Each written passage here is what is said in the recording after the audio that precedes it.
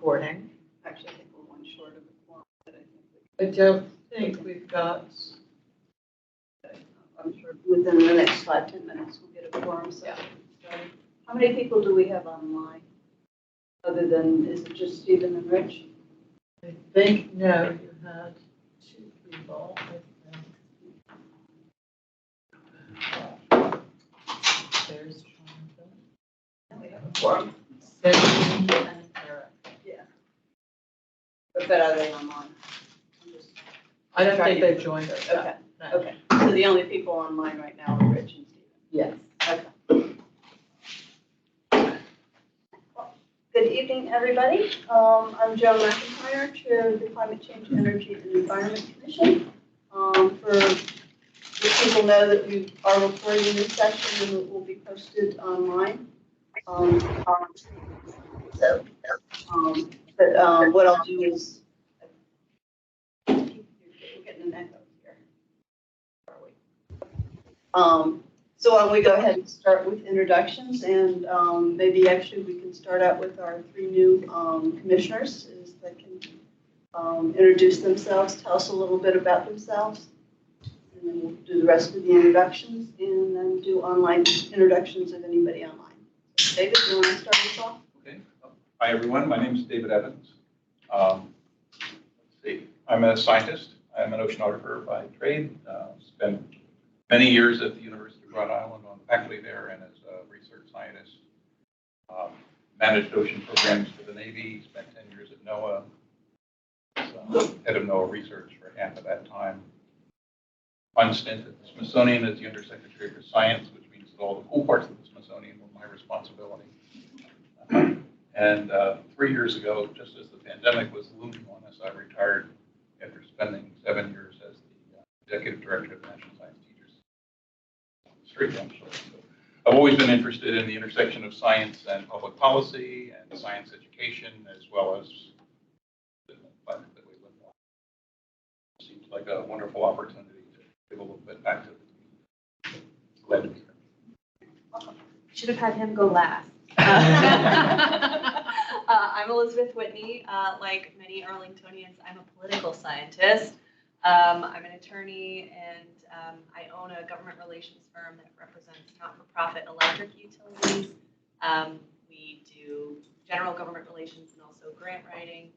And I'm a former Hill staffer, but I've been out in the private sector for about 13 or 14 years, so I'm really excited to be returning to public service in this forum.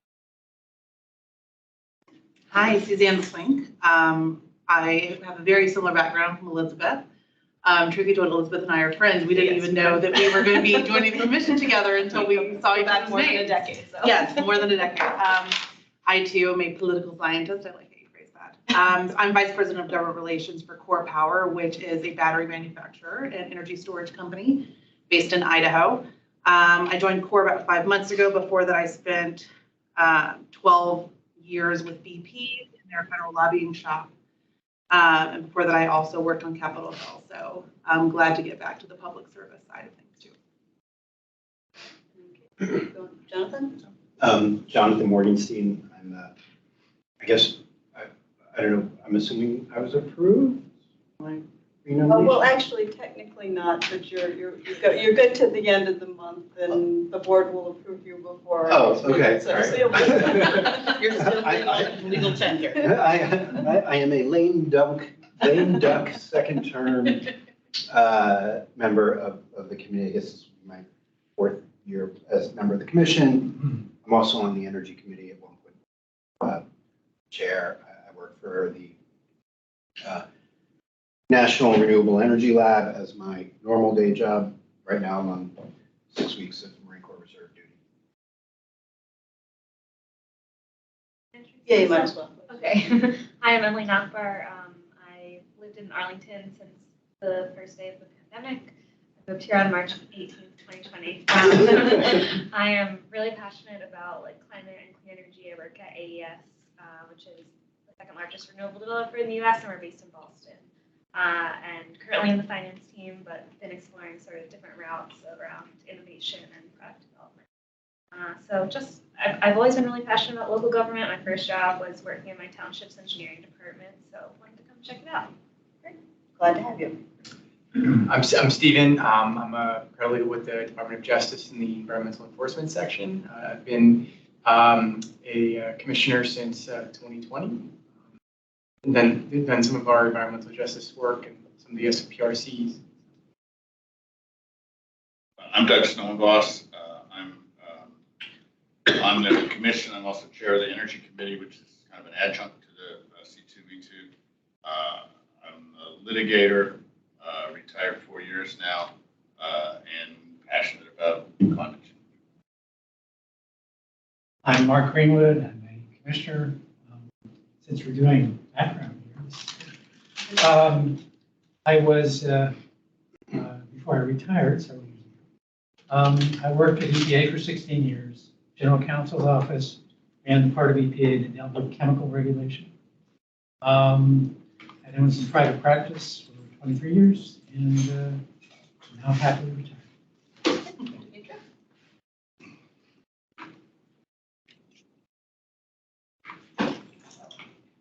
Demetria, you want to introduce yourself? And then we can, Sorry, if you want to introduce yourself. And then we'll go on. me? Yeah. Why don't I let Stephen and Rich introduce themselves first? Stephen? Yeah, you bet. Hey, good evening, everyone. I'm Steve Burr. I am on county staff on the AIR team as the county's energy manager. So working with all things CEP, community energy plan implementation, including the county facilities, which I'll talk about a little bit later with the decarbonization tool project. So nice to join you all tonight. Rich? Good evening, everybody. Rich Dooley with the AIR team as well, program manager, and focusing on the community energy plan, making sure it's current, maintaining it, implementing it, managing a number of different projects, wrapping one up on energy assurance planning as we speak, and looking forward to tonight's discussion. Thanks. Eric. Hi, everyone, and welcome to the new commissioners. Excuse me. I joined the commission 6 months ago, I think, maybe a bit longer. And in my professional life, I recently joined the Clean Energy Buyers Association, where I lead their global programs. Thank you. Judy Collins. Hello, I'm Judy Collins. I'm with the League of Women Voters of Arlington and Alexandria City, and I'm just observing. Thank you. Okay. Welcome. Thanks for coming. Okay. Hi, I'm Demetria McBride. I'm the Bureau Chief of the Office of Sustainability and Environmental Management for the county and the Department of Environmental Services. I have the fortune of working with the AIR team, which has been the core for the county's energy, climate, and resilience adaptation planning, and also stormwater. It's a great team on both ends, so thank you. And you're going to be happy to know that I'm the temporary liaison for filling positions. Extra double duty here. Yeah. So, okay, so we have meetings for May and June. We've had a chance to look at them. I made a few comments, just minor edits.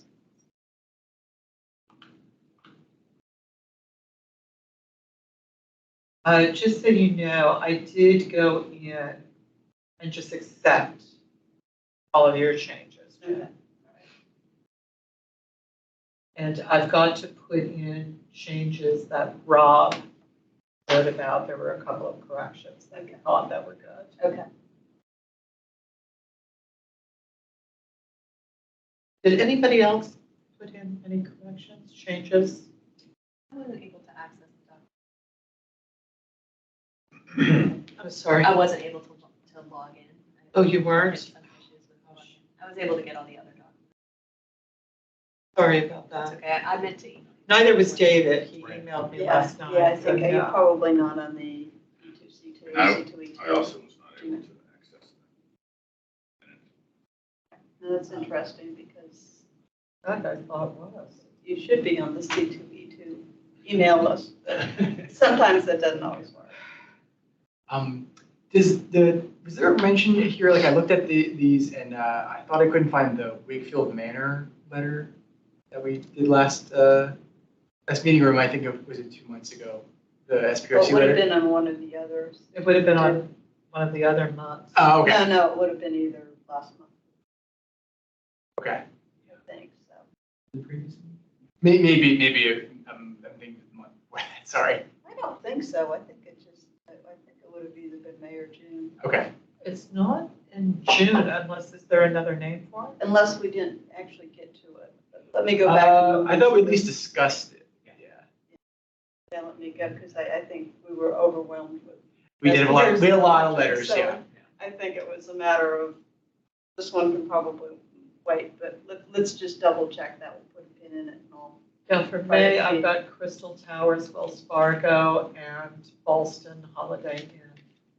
Yeah, last month. And maybe we didn't make a final decision on it. I know we definitely had it up. Yeah, I and know you had discussed the it. draft, okay, yeah. Yeah, it's okay. Yeah, if you want to go back and correct the records, if we, a minute, it would have been, I think it would have been last month. Okay. Not a big deal. Didn't I follow up with you about making sure we had the changes? Yes, yeah. Okay, so we definitely did it. It was like the lead version. Yeah. It was lead 4 or 4.1. Okay. Okay, all right. Anyway, okay, so yeah, and I'm pretty sure it was probably June, so, do I have a motion to approve? Second. We need. Okay. I so move. Okay. All right. Okay. Yeah, all in favor? Aye. Any opposed? Okay. For the June, anybody had any additional comments? Again, I think I made a couple of changes. I think I saw that everyone has their first name in there, but Yeah, I I refer just to as went Morgan. through, Like the butler. and did and accept changes.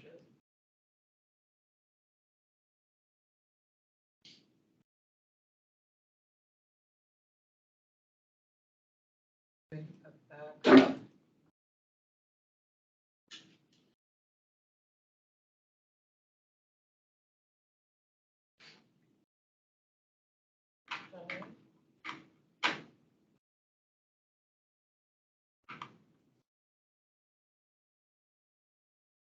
Okay, do you want to start with the letters, or do you want? No, I thought we well, were no, we're going to go bring- through the regular agenda. No, we need to approve the June minutes.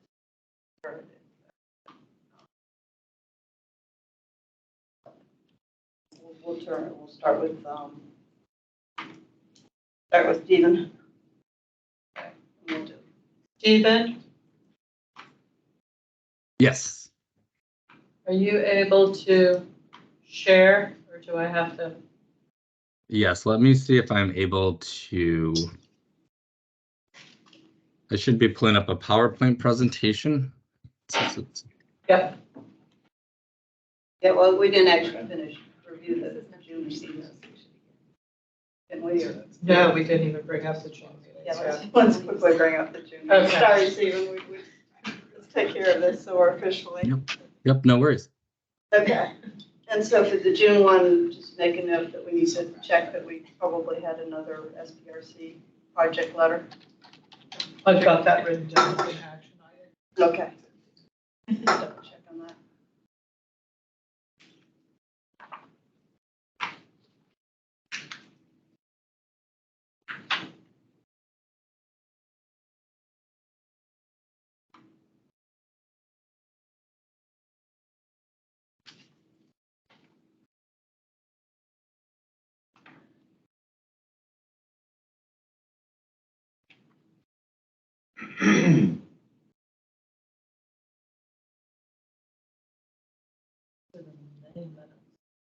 Not June, sorry.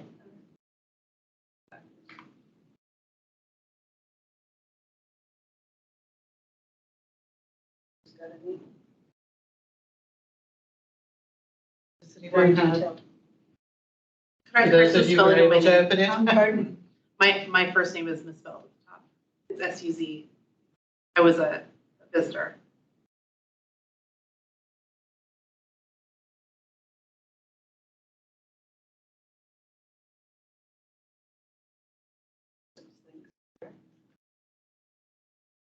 Are there any other? Okay, as a guest? Yeah. Okay. Yeah, it's just a Z. As you as see. an S. Oh, I'm sorry about that. Okay. Motion to approve?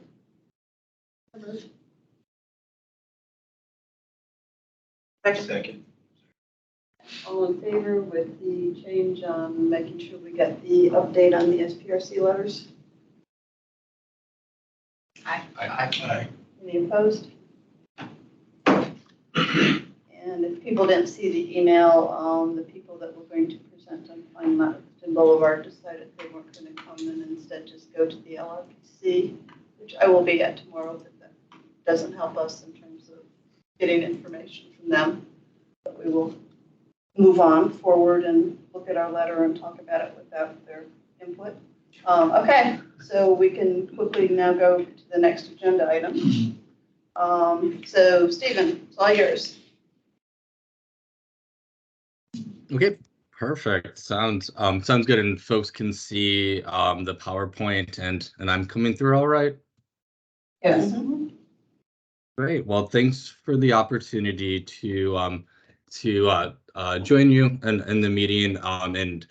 And so tonight I'm going to talk about the decarbonization tool. I was here last fall talking about the tool while it was under development. And so this is so the presentation today is going to be a bit of an overview of the tool. Again, sort of light on that. I have about 10 slides or so that I'm going to breeze through at the first part of just about the tool development, and then I have some a live demo of the tool itself, and so we can click through the different tabs and sort of do some demos on that, particularly looking at one facility, the Madison Community Center, which was the building that was one of the 12 sort of facilities that we took a deep dive into. That's going to sort of translate some of the priority results from the tool into the forthcoming engineering work for implementation in that facility. So just showing how the tool is informing that work and sort of how those are linked up. So with that as a bit of a background, I will move on to the next slide. And so just taking a moment again to really look at what the goals and of this project were, and we really wanted to look at developing an energy efficiency and decarbonization prioritization decision support tool, really focusing on existing facilities. There's a lot of different modeling and analysis for a lot of different building types, and so we really wanted to focus on the existing facilities and really do this in a bottom-up approach. We wanted to, in the first area on the screen is we really wanted to look at and assemble the current data. So this was everything from the facility data, from a lot of the energy data that we manage in our energy cap utility management system, as well as pulling 30-minute AMI data with our advanced metering capabilities, and so pulling that information into this tool. We also wanted to use this as an opportunity to engage and collaborate across departments and really select 12 facilities that were trying to be representative of the county stock. So we're not looking at one particular end use, but a variety. And so we can begin to really model out and look at what solutions for decarbonization, electrification, and efficiency are available in existing buildings. We took a deep dive into what efficiency and decarbonization measures that we could quantify.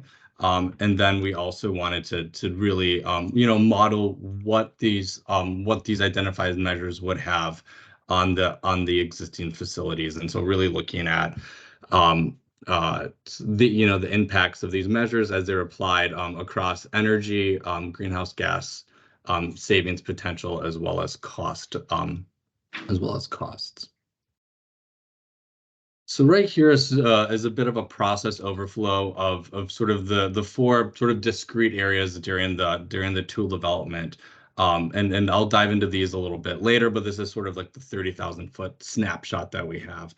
And so this is, we collected data again. We'll go through all of the data inputs into the tool, including the baseline data that we had. We did some contractor and interviews as part of this process to see contractors sort of where their sort of any information that they had on sort of this initiative, and as well as what measures that we could look at. We also were very intentional on what facilities we looked at, and had a set of criteria for those facilities as well. The third part is sort of the really model building, data crunching, where we took all of the data that we've collected, the facilities that we decided to take a deeper dive into, and actually worked with our consulting team, which was Cadmus, for this project to develop energy models for the different energy efficiency and decarbonization measures, apply those to the facilities, and create the metrics. And then the last piece was really almost of all those different models, creating sort of a model of models, where we pulled in all of the analytics that we did into the one tool, to really sort of toggle between it and show different metrics for the upgrade scenarios, and so and then that sort of culminated in the tool that we'll display a little bit later.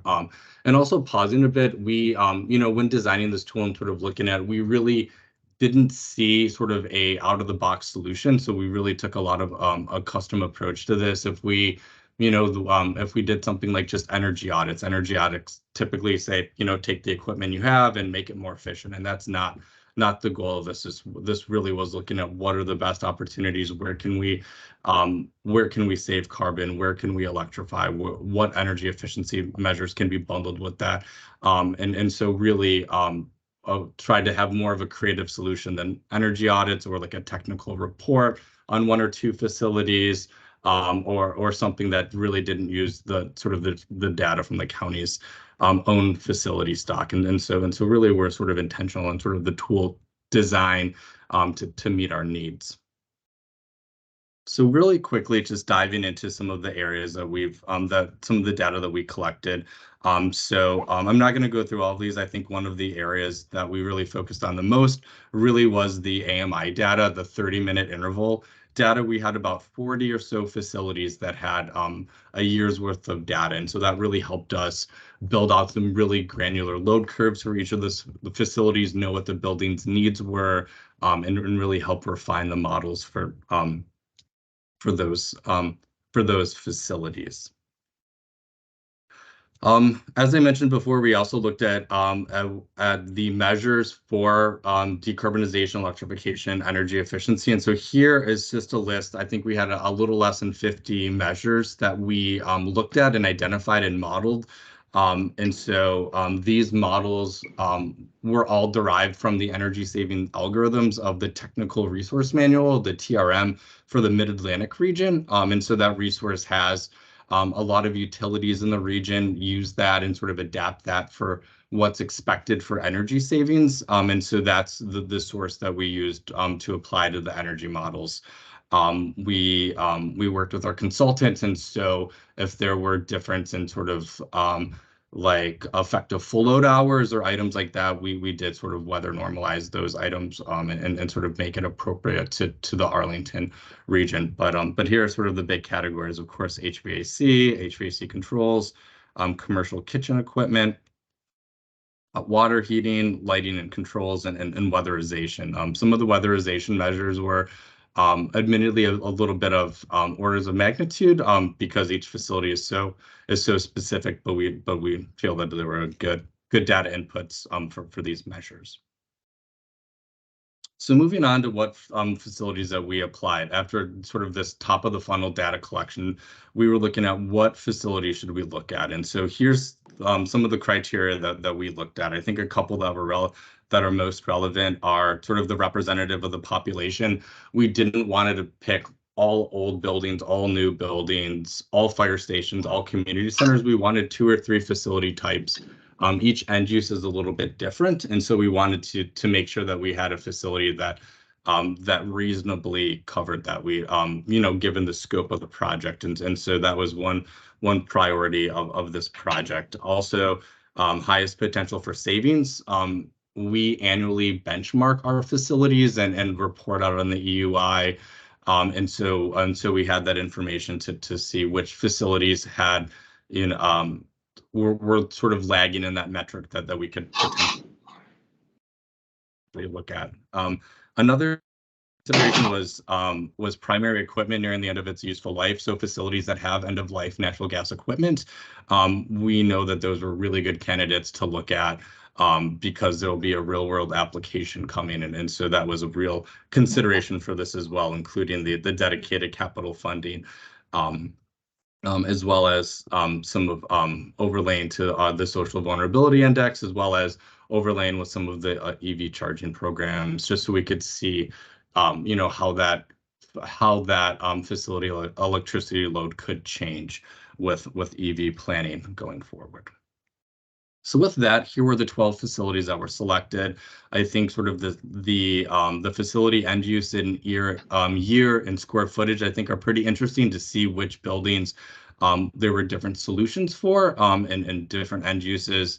Something like a fire station has a 24/7 operation, whereas something like a library or a community center might have more sort of like traditional business hours. And so that would all impact the equipment loads needed. And so these were the facilities when we say the facilities that were selected for the 12 that had the in-depth modeling. Another item that we pulled into this project is what we're calling feasibility considerations. These are the items that could have an impact on electrification, on energy efficiency, or just items where we really needed to take a deeper look in. The tool has some more qualitative features for this. A lot of this information will be really analyzed in a much deeper way during the design process, but we highlighted these because they're real to project implementation, and we wanted to include these. And some of these are implementation order and dependencies, items where we might need to weatherize facilities if we're going to use the heat pump application. And so we'd need to have those energy efficiency measures implemented to support that electrification. And so knowing that it needs to sort of be a package deal, and you can't sort of electrify without those. And so that's sort of one example. If there could be electrical upgrades that are needed, recovery time for some equipment, particularly domestic hot water, if there were site-specific constraints, capacity behind the meter, or impacts of service delivery. So these are all items that we wanted to sort of elevate and are going to and that could impact projects moving forward. So sort of the next phase is the modeling piece. And so really all of the data that we've talked about with sort of baseline facility and AMI data, the detail information for the priority facility, as well as the energy efficiency and decarbonization measures, those really fed into the energy model. And so each of the 12 facilities had up to 12 models built for them and prepared. And so that used the DOE has a proprietary Energy Plus model. And so we use that software. And then from there, we created some combinations of measures in different scenarios and quantified the impacts of those scenarios for the greenhouse gas impacts, for payback periods, and just and impacts to energy and cost. And so that's sort of the flow of the data that we've collected through the modeling process and the metrics that we are displaying. So once these models were created, these were all assembled in a interactive tool. And so, as I mentioned, all of those models that were created in Energy Plus are the foundational information for the interactive Power BI tool. And that has information on cost and energy and greenhouse gas impacts for each of the models. We also highlighted the feasibility considerations that would impact implementation that need to be considered during the more in-depth design and engineering process. We displayed these. We would display the results for each building and in each of the different scenarios, and have a host of metrics that include GHG impacts, annual energy use and impacts, equipment costs, payback periods, along others, and I can sort of show those in the tool and how those were quantified and displayed. And then lastly, we all of those scenarios, we could use this to for decision making and to help create sort of different scenarios. And so if we wanted to look at all measures that were cost effective, or we wanted to compare measures that had the highest greenhouse gas savings, we could do that with the tool. And all of those impacts are available, and we can sort of toggle those and the different measures that are available. Yeah, Yes. I just want to be mindful of time, and I know that you had the demonstration, and I'm sure there's going to be questions during that. Absolutely. Yep. Thanks for that time check. And so I will, and then again, layering in the feasibility considerations, and I'll show in the tool how those are. A lot of those are we haven't quantified because they are very sort of site specific, but we wanted to elevate those to know that they will impact projects. And then lastly, this is the last slide, is that, overall the tool provides the different scenarios with the planning level outcomes for the key metrics. We work very closely, we as in the AIR team work very closely with FMB on the priority measures and how these priority measures then translate into the engineering design work. Madison Community Center and Quincy 3 are the first facilities where the outputs from the tool are going to be integrated in the SOW for that. We also intentionally built a tool in Power BI so we could have some capabilities to enhance in the future to include some EM&V aspects. If there's updates to key data inputs, we could do that, and also add new facilities as needed. So this is all I have for the presentation piece. So I'll pause and pull up the tool itself and can field any questions if folks have any specific questions on the presentation so far. Yeah, one question is, how are you measuring greenhouse gas emissions? So we are measuring greenhouse gas emissions we're applying the emissions factor for the annual savings. And so we're using the sort of current year factor for both of the fuel types. So, but you're not looking forward. You're not looking at greenhouse gas emissions in 2035 when the county electricity is all powered by renewable energy, which is the target, or even taking into consideration the expected change in the fuel content of the electric grid. So right now we focused on annual and lifetime GHG savings are one of the enhancements that we have to look at that, and then just projecting forward the greenhouse gas savings, yes, would increase with that with the grid going with the grid being cleaner. Just So looking at the current grid composition, you're going to get numbers that are could favor gas, especially when you don't take into account huge leakage in the gas system. That would suggest that gas is has less greenhouse gas emissions than the electric equivalent. That could also dramatically impact the cost effectiveness of an upgrade, because gas is going to look more cost effective almost always. Joan? Yeah. My understanding is there is no more coal on the Virginia grid.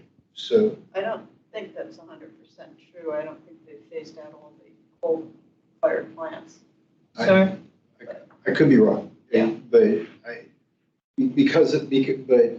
if that's not the case, I think it's pretty close. Yeah. And so. Yes, it's way down. Right. So would it be the case that that the grid would seem, like the grid is not going to seem more, okay, I totally lost it. I mean, you're seeing a steady drop in the greenhouse gas emissions from the grid as they've replaced gas with coal. Right. So that's almost all of the drivers of reductions in greenhouse gas. But you only get so far with that in terms of reducing greenhouse gas emissions. So if we're getting to carbon neutrality, then, and we're seeing gradual increases in renewables, which would drive it down further. Right now, and this is another discussion because it's a deeper one. Right now, the grid, and these are rough numbers, is considered to be for Dominion approximately 43% clean energy. But out of that, renewables, wind and solar, only account for maybe 5, possibly 6%. The rest of it is nuclear. So the remainder is coal, it's gas, it's, cogen, it's biomass, it's things of that nature. Now, how soon they're actually going to meet the renewable portfolio standards, I'm not sure. So I remember my train of thought, which is that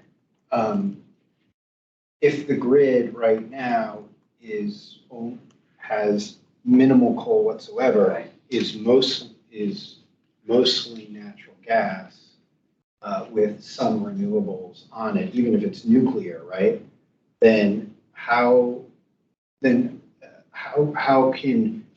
natural gas appear cleaner than an energy mix that is mostly natural gas but with zero emissions mixed in? Does that make sense? Well, I think it can have an impact in the relative cost value of making a The cost, switch yeah, okay. from, like, let's say you have a building that is currently, heated and or cooled by natural gas or some kind of appliances, and you're looking at electrification of that building. It might not be cost effective if that natural gas is about equivalent to the emissions profile of the grid overall today. But if you think about where the grid is going, that cost differential in terms of decision making could start to really adjust. Yeah, and we have had developers come in and say, well, we compared the equivalent gas and electric systems and decided that the greenhouse gas emissions is lower for gas. And it's all backward looking.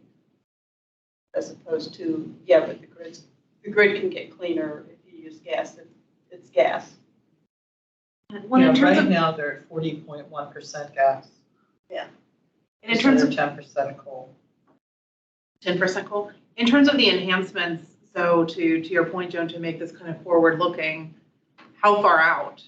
Like what is the next step for enhancement? How far out are we planning on mapping with this tool? It should look at the life cycle greenhouse gas emissions.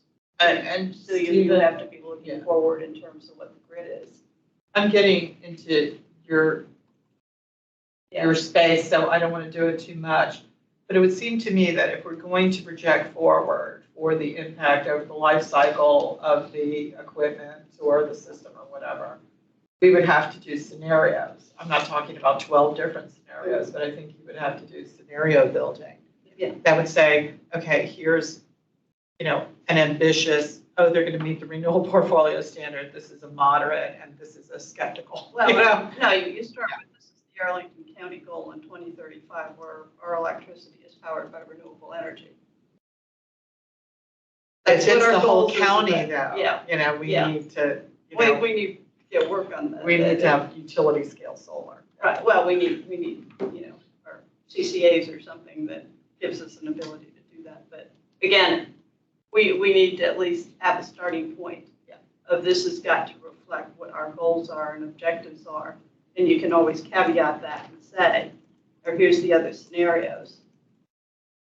Good, I had another good. question about the costs. Sorry to interrupt. I was just wondering if things like grants and tax credits for clean energy and electrification were taken into consideration in the cost segment, or how that's accounted for, since that would not be money in hand, but it's available and could be taken into consideration. Should be, and it should be part. We didn't And- even have, I mean, we still, as you know, these NOFOs are trickling down little by little. When this tool was built, there was just no way of telling what was going to be out there, what we were going to be directly eligible for. But that should be an. So perhaps that's a even if scenario. It just pencil in. Here's the scenarios, and by the way, if we take these things into account, here's how the balance shifts from one scenario, technology choice to another. The tax credit should be relatively easy to anticipate at this point. The tax credits are right now in the county attorney's office and DMF, because what they did, without getting too wonky, lawyer to lawyer, is that when they allowed local jurisdictions who are, historically not tax exempt entities to be able to take that tax credit, they shifted the quote unquote risk and liability, and I didn't get a really detailed description of how they were defining that. That usually goes with the vendor, shifts to the local government. So that's why it's there now, and they're looking at PFF. I called up Richard Stevenson a week and a half ago, and I said, look, I've been to 2 webinars and they were running it, and they're a consultant for finance. So hopefully we're going to have that answer back soon. And I've given them all of the information in finance for that, to see if there's an acceptable level of risk that the county attorney feels is sufficient to, accept the credits. Yeah, and to the point that the tool was designed to be flexible for items like, the IRA tax credits that weren't around when the tool started. And so, yeah, so as we look to enhance the tool and include things like life cycle GHGs and refine cost inputs, it was designed to be able to be updated to meet sort of where the costs are today. And so, yeah, so that's sort of another item is, one of the key data inputs is, sort of if and how the tax credits get updated. But that was sort of flexible, knowing that there could be, policy changes, such as that would impact the cost effectiveness. Right. Yeah, I wanted to ask, kind of skip over in a sense, how the tool works, and ask about how it's used. In the sense of, tool gives you information on cost, greenhouse gases, impacts as you describe here.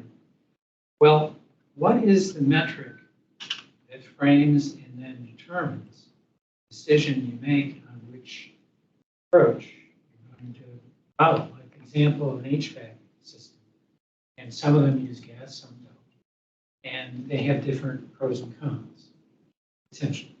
And with this, And so when the decision maker, whoever it is, has to then It's decide. not us. It's never us, it's certainly not us.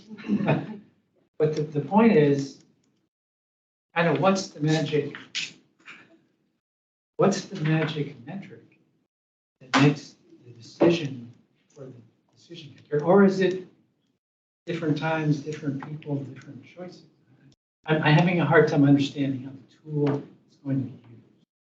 and kind of adding on to that is are there the scenarios, I mean, that there's the county board directive that was within the last CIP that all buildings would be all electric unless there was, unless the board was presented with reasons as to why it wasn't being electric. So I would think that there should have to be at least one scenario of choice that would meet that criteria, and then it would be to demonstrate why that choice is not is not the best one going forward.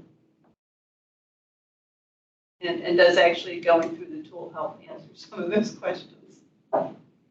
Yeah, and I think I jotted down a few notes from the first question, but Joan, to your question, there were just a handful of natural gas measures that were quantified in here, and every building had at least one electric HVAC, and so there's no facility that doesn't have any sort of electric, all electric or mostly electric with maybe gas backup type of situation. And so the focus was really looking at electrified options for HVAC, domestic water heating, and some cooking applications. And so the tool did sort of bring those sort of options to the table. And as far as sort of like the magic metric, I think that sort of varies by building and scenario. And I think that one of the benefits from the tool is to see the relative impact and relative cost of these potential upgrades. And so that may vary, but there's been some measures that have, it's over $1,000 for per ton of carbon abated, and versus something that's much more and much more sort of cost effective to do. And so I think that the tool helped to identify sort of those measures where there could be higher cost and lower savings. And so again, I think that those varied by facility, but it sort of helped to show sort of what measures and what bundles of measures could really sort of move the needle for energy and carbon savings. Now, can you address Mark's question while going on and doing the demo? Yeah, I'll stop sharing the this screen, and I will try to share the other screen.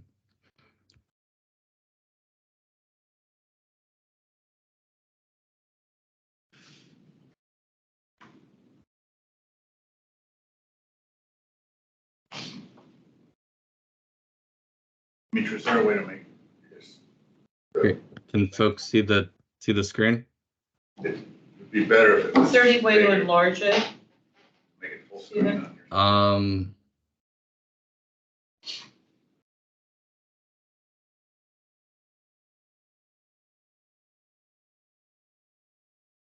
Sorry.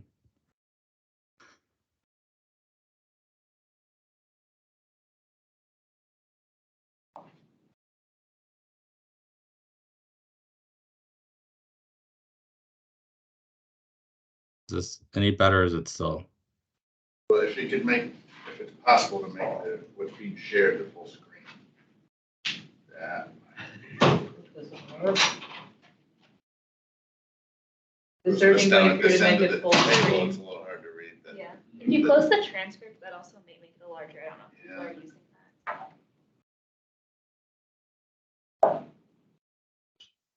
Is this a little bit better, or is We it can't still? see it. We can't see it You have to now. Pull it, Pull it up share again.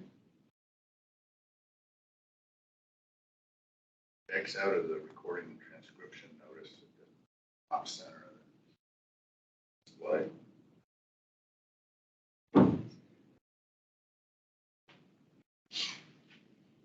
Here it is in the Teams.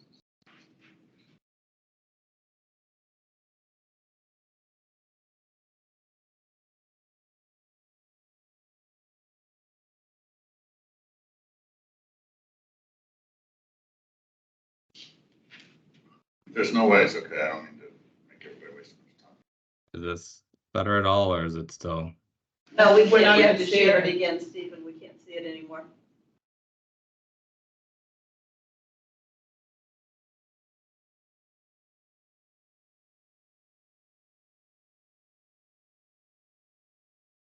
Standard view is the way.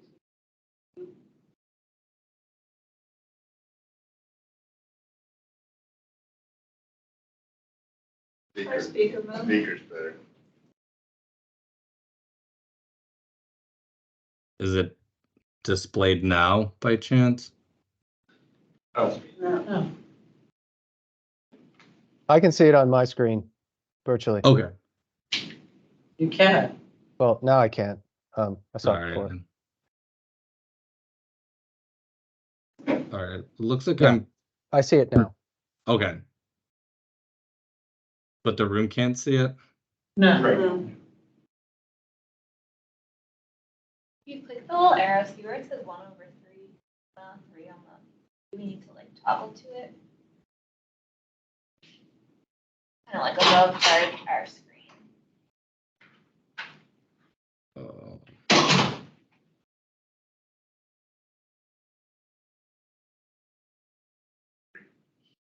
I'm not sure. Sorry, I'm trying to share the window and then the actual app itself. Is it?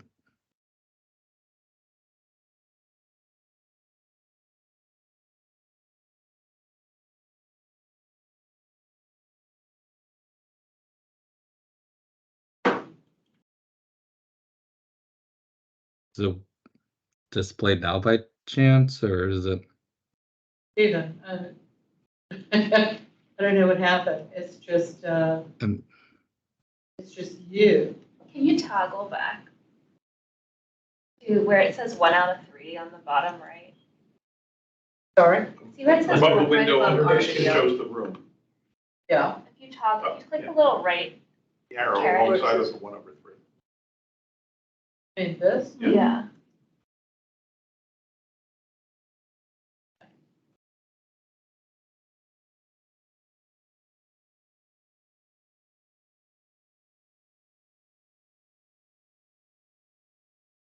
I It think does we seem need to think we're sharing. Yeah, we're sharing, so we need to stop sharing at the top so that he can share.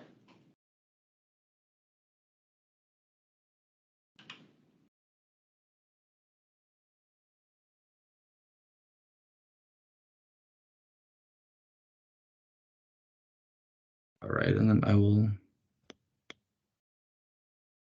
I don't know what happened. You had it up there and then it just disappeared.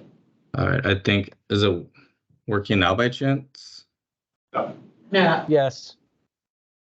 Yeah, I Okay. can see it, Stephen.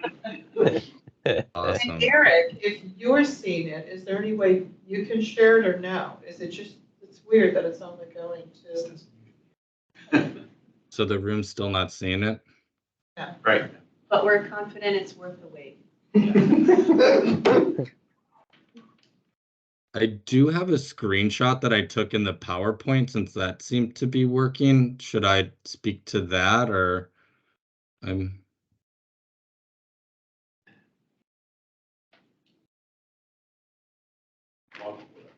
Well, I'm not sure what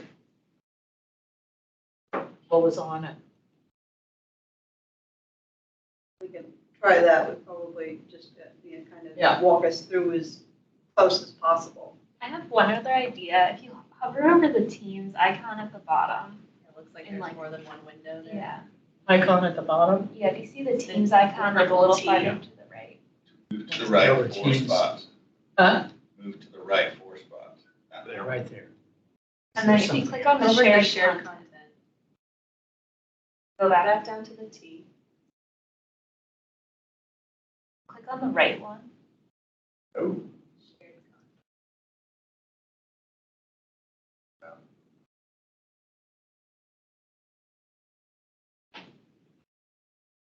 content. Why don't you just go back to what you have? Yeah, That I've got a I can- screenshot. all right. All right, I will toggle back to that and apologies for that.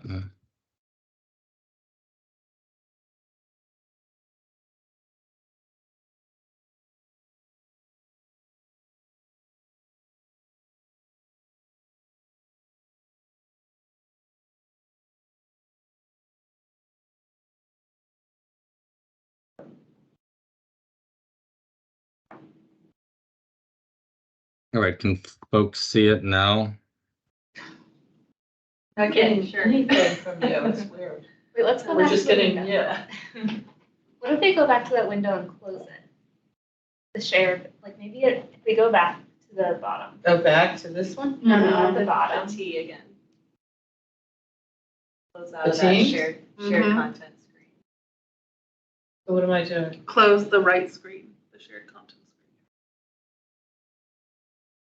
Yes. There we go. Yay. Riley. I use Teams at work, so. Thank you. All right.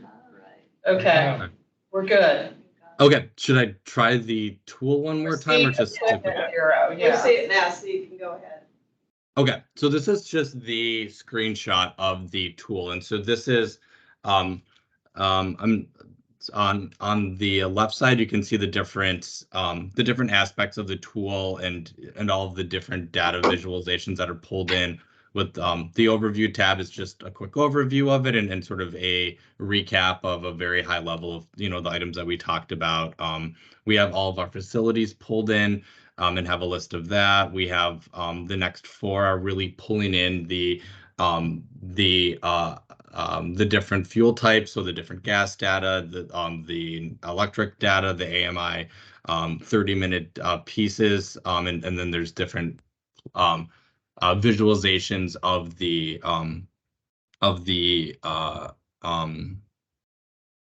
load curves for each facility. And then this page right here is really the priority building result, is really where a lot of the tool pieces are. And so each of the, the first column is the different type of equipment. And so as you can see, there's here is for the equipment bureau. And so these are the 12 different scenarios that were created. And so some might be specific measures for here is what the electric bay heaters, here's what the consumption is, here's what the savings would be, here would be the impact to each fuel type, the annual greenhouse gas savings. And so those are all displayed in this tool. And then you can, compare and filter down on these different items as well. And so this is really where a lot of the outputs of the tool are. The feasibility considerations right here, most of these aren't quantified because they are so facility specific, but it does essentially flag, potential future analysis that's needed for these during the design and engineering phase. So items like the electrical panel upgrade, if there's recovery times for R22, that's a refrigerant that was phased out for air conditioners. And so if we have a facility that has that, it might be a priority to replace that equipment from an O&M cost standpoint. If there's going to be service delivery impacts, O&M impacts, space constraints. So these are all just here to as sort of more qualitative at this point, because but items that will have impacts to the project. The other set is a drop down with the 12 facilities that we did the deep energy model work on. We have different cost scenarios for gas, electric, and then equipment scenarios. And again, here sort of like where we can build in, in the future, like this is an eligible IRA, so we could take off, so we could include that here. So these are the toggles that really can impact sort of the different cost for the equipment. And then, for the different scenarios at the bottom here. And so that is, so that's sort of a high level overview of this tab. The energy modeling tab is a different visualization of this. So you can select multiple measures and it'll build out the savings. If there are sort of increases in electric use, but decreases in gas use, you can see that, and it sort of builds out in a stacked bar chart for that item as well for these different measures. And so really, a lot of the work is evaluating these measure outputs and having these measure outputs inform the engineering and design work. And, for example, for the Madison Community Center, there were 6 measures from the tool that were identified that are going forward for the for that design work and coordinating with FMB. So those are written to the scope, and so the solution will be the solutions for the design work will be based on the scenario outputs from the tool. So that's sort of the translation model from the tool and this tab to the actual future design of the facility and the equipment to design in as the solution going forward. What are those 6? So the 6 are ductless mini splits, insulation upgrades, interior lighting, a VRF system, windows upgrades, and a smart thermostat or a BAS system. And those that get it to be an all-electric system as well? That's correct. Good. Here, I just want to follow up with a question. I'm getting confused. Are we trying to decide which of various systems in this building would be the best investment? Because we're not comparing, for example, different kinds of HVAC in that list, as I understand.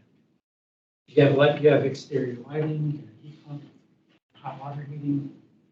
Or I don't know I don't know what decision you're trying to make. If you got output like this, the only thing I can think of is I can look at these numbers and say, it's better to spend money on exterior lighting versus electric bay heaters. I mean, because those are the Well, options being. I think, and again, I should defer to Stephen, but for the most part, the approach towards government facilities was when equipment broke down, replace it. So it was seen on a very incremental basis, and even when they went in and changed lighting. Lighting is always a quick payback. It's, a no regrets, first measure. The tool was a way of looking at the building and saying, when you're going in to do something, look at doing bundled measures to bring in, and Stephen, stop me if I'm saying this incorrectly or in an inaccurate way. It's really starting to look at kind of a whole building. I'm not saying that that's going to be perfect coming out of the gate, because I see things like under feasibility consideration, Stephen, one question I had when it said planned EVSE installations and it's blank. Can you explain why that would be blank?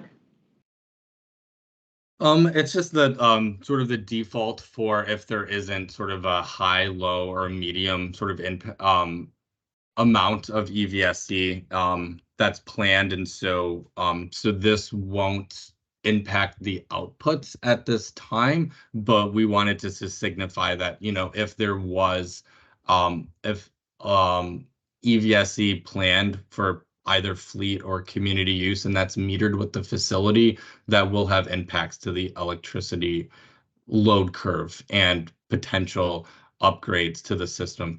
And so just having that as a feasibility consideration, but yeah, the blank was just if there hasn't been a sort of a level of scenario that's indicated. And I think to the previous question, sort of another piece is that there are some facilities that have that do have the same equipment type that are compared, and so it does have that functionality for specific facilities where it is, there could be multiple applications for measures, and so here's the relative cost and benefits between the same measure, or it could be used in sort of this scenario where it's like this is more of a bundling where there's additional measures that are being combined for the project and for the carbon and energy savings. Stephen, if I heard you right, you said that you use this tool to persuade the F&B, which is facilities and buildings, I'm guessing, to agree to put in all new windows for the whole Madison Center?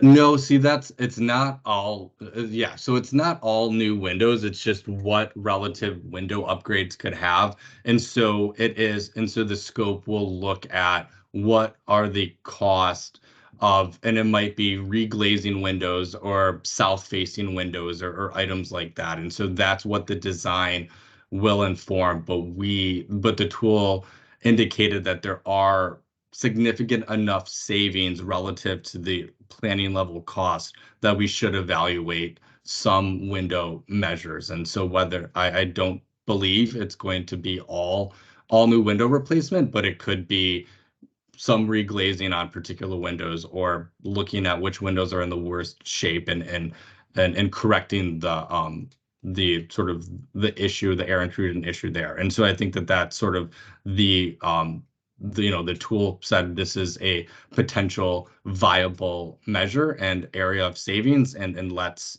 evaluate that through the design process going forward. Is there a way, or are you thinking of using this tool as a way of also identifying which facilities you should target to get the most kind of bang for the buck in terms of, I mean, some of it is which ones you should be upgrading and focusing on first? And Yeah, like APS is now doing audits of all their buildings, and the reverse is that, are you working with APS on their audits to kind of identify some of these energy saving and greenhouse gas emission reductions? So the tool has been helpful, like, and particularly why an equipment bureau is up. There was a lighting project in there that had a really quick payback. FMB was doing work there, and so they said, we said, hey, this, scoop this measure into this existing work. There's, it has a payback, and so that's sort of another function of the tool, as there are, identifying those options. As far as APS, we have quarterly working group meetings around energy management, and I think that the tool or two tool projects have been covered for the last at least year, and so we've sort of shown sort of our path forward on how we're looking at decarbonization and electrification in existing buildings, and have sort of demonstrated that for APF. Stephen, I think if I was wrong, I think Joan was asking how the tool interfaces with building audits. Oh, I'm sorry. Supposedly, APS is going to be doing, I don't know what level of audits, but they're going to be auditing their buildings. And it seems that this tool starts with all those baseline information about the system's energy usage, type of energy. And so I think as far as working with audits, I think I think energy audits would sort of show where there are opportunities for energy savings. I think where energy, and so I think that information could be helpful in here in identifying, where there are potential opportunities. I think that the tool, as looked at different opportunities, beyond sort of what's sort of currently there. I think that this tool really expanded the horizon a bit over traditional energy audits to say, hey, just because the equipment is there now, we don't think we just need a more efficient one. And so that's sort of, I think that I think one benefit of this, I think energy audits are great and really a good source of data. But I think that there sort of need to be that additional step to sort of look at what additional sort of opportunities to change sort of key measures are available going forward. And I think that that's sort of one thing that the tool does well through its energy modeling. And I think that you just have to be very sort of very sort of deliberate about during your audit process. And does this generate a sort of outcome with all of the recommendations and the savings outlined? Because it's kind of hard to make any sense with what we're seeing, but something that walks down, the benefits of each proposed update or change. Yeah, so there's that would be in the Madison Center. Yeah, so and so you can, sort of the 12, if you are, if there's going to be sort of say 6 that are going to, be implemented, you can select those 6, and it'll show you the energy savings, the impact to baseline, sort of what the facility is today, what those percent savings would be, and so yeah, that information is available on both for filtering the priority building results tab as well as the energy modeling tab. The energy modeling tab is strictly to energy, whereas here's where the greenhouse gas emissions are on this tab. But yeah, there's ways to quantify those savings of the project for the bundled measures. Thanks, Steve. I think we need to move on to our next agenda item. We have Elena Cranen here to talk about the legislative agenda. Thank you, Stephen. Great. Thank you for your time. I appreciate that. Forward to getting more and seeing the output of this on a regular basis.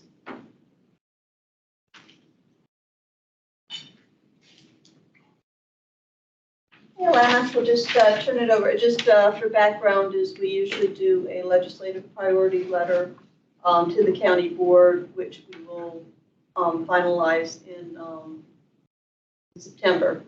But as they're getting ready to put, but we'd like to start talking about it earlier rather than later. Elena Crennan is our legislative liaison, so she's got a good sense of what's going on in Virginia and also sense of what the county process is, because our priorities go in and it gets bundled in with everybody else's priorities. So we'll talk a little bit after Elena about some of our priorities based on what we've done in the past. I've just gotten some input from the Energy Committee. So I will turn it over to Elena to kind of give us the background and context and what to expect for this year, given that we have elections coming up in November that will change some of those dynamics. Hi, everyone. Can you hear me okay? Great, yes. Thank you. Great. And can you see my presentation? No, it's all black. Oh, no. Oh, no. Wait, can you see it? No. Nope. Okay, then I'm just going to forget the presentation and let me stop sharing my screen. You'll just see my face. All right. Hi, everyone. I'm Alana Crennan. It's great to meet all of you.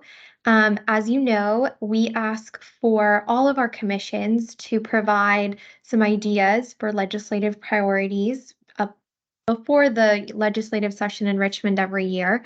This upcoming January, we have a long session, which means we have no bill limits for patrons. We also will have a new 2-year budget to discuss. There will also be, as you mentioned, elections happening. So we don't really know who's going to control the House or who's going to control the Senate. We know that the governor is going to remain as Glenn Youngkin. There are lots of theories happening about who's going to take control of which House and Senate because they have new maps this year related to redistricting. So if you look at just the maps alone, the House leans slightly Democrat, the Senate leans slightly Republican. Right now, the Senate is controlled by Democrats, the House is controlled by Republicans. So it's very possible that you see both House flip, one House flip, the Senate not flip. So we're still kind of trying to figure out what that means.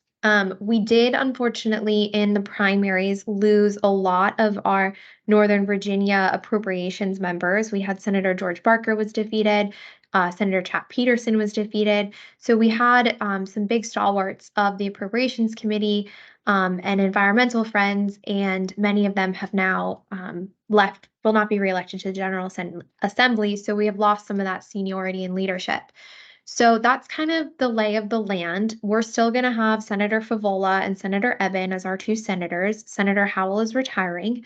And then we're also going to have Delegate Alfonso Lopez, Delegate Patrick Hope, and a new open seat likely to be won by Adele McClure.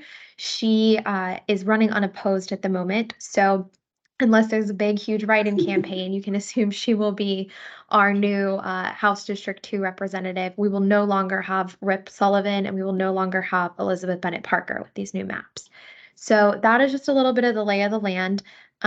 Coming up probably the end of this month, July into early August, you'll see a request come out from Board Chairman Christian Dorsey asking for your top 3 legislative priorities to include. C2E2 is very good at getting us a letter every year, so I have no doubt that you'll be able to do that. And just make sure, same format as before, and we always work with you to incorporate many of the priorities into our legislative package. Does anyone have any questions? We haven't really lost Rip Sullivan, it's just he won't be representing Arlington anymore, right? I mean. Exactly. He's still gonna be in the House of Delegates. Yes. He just will not have Arlington anymore. His border will end at Fairfax County line. Apologies for any confusion there. Still Alana, is email there any this. way that because it's a two-year, brand new two-year budget, that they could extend the will of the current administration beyond their term through the budget? I don't think so. That is like unprecedented in Virginia politics. Like I would never see them, put in a limit to say, hey, we're gonna allow the governor to be 8 years or something like that all of a sudden. That is not even up for, I've never heard of anyone talk about that in the last like 2 I years. know, I mean, could he kind of extend at least for another year beyond his term? His kind of policies through. I see what you're saying. Yes, that is possible. Yes, because when this budget that's coming up is his crafted budget, it's his time to make, his 2-year budget. When he, eventually leaves in, what year would that be? 2025. So this budget will be crafted for the 2024 to the 2026 biennium, and he would be out of office in 2025. So theoretically, yes, he would have that extra year up to the 2026 budget. And it would be up to the General Assembly in the 2026 assembly to decide if they wanted to keep, what he had proposed or decide to change it potentially.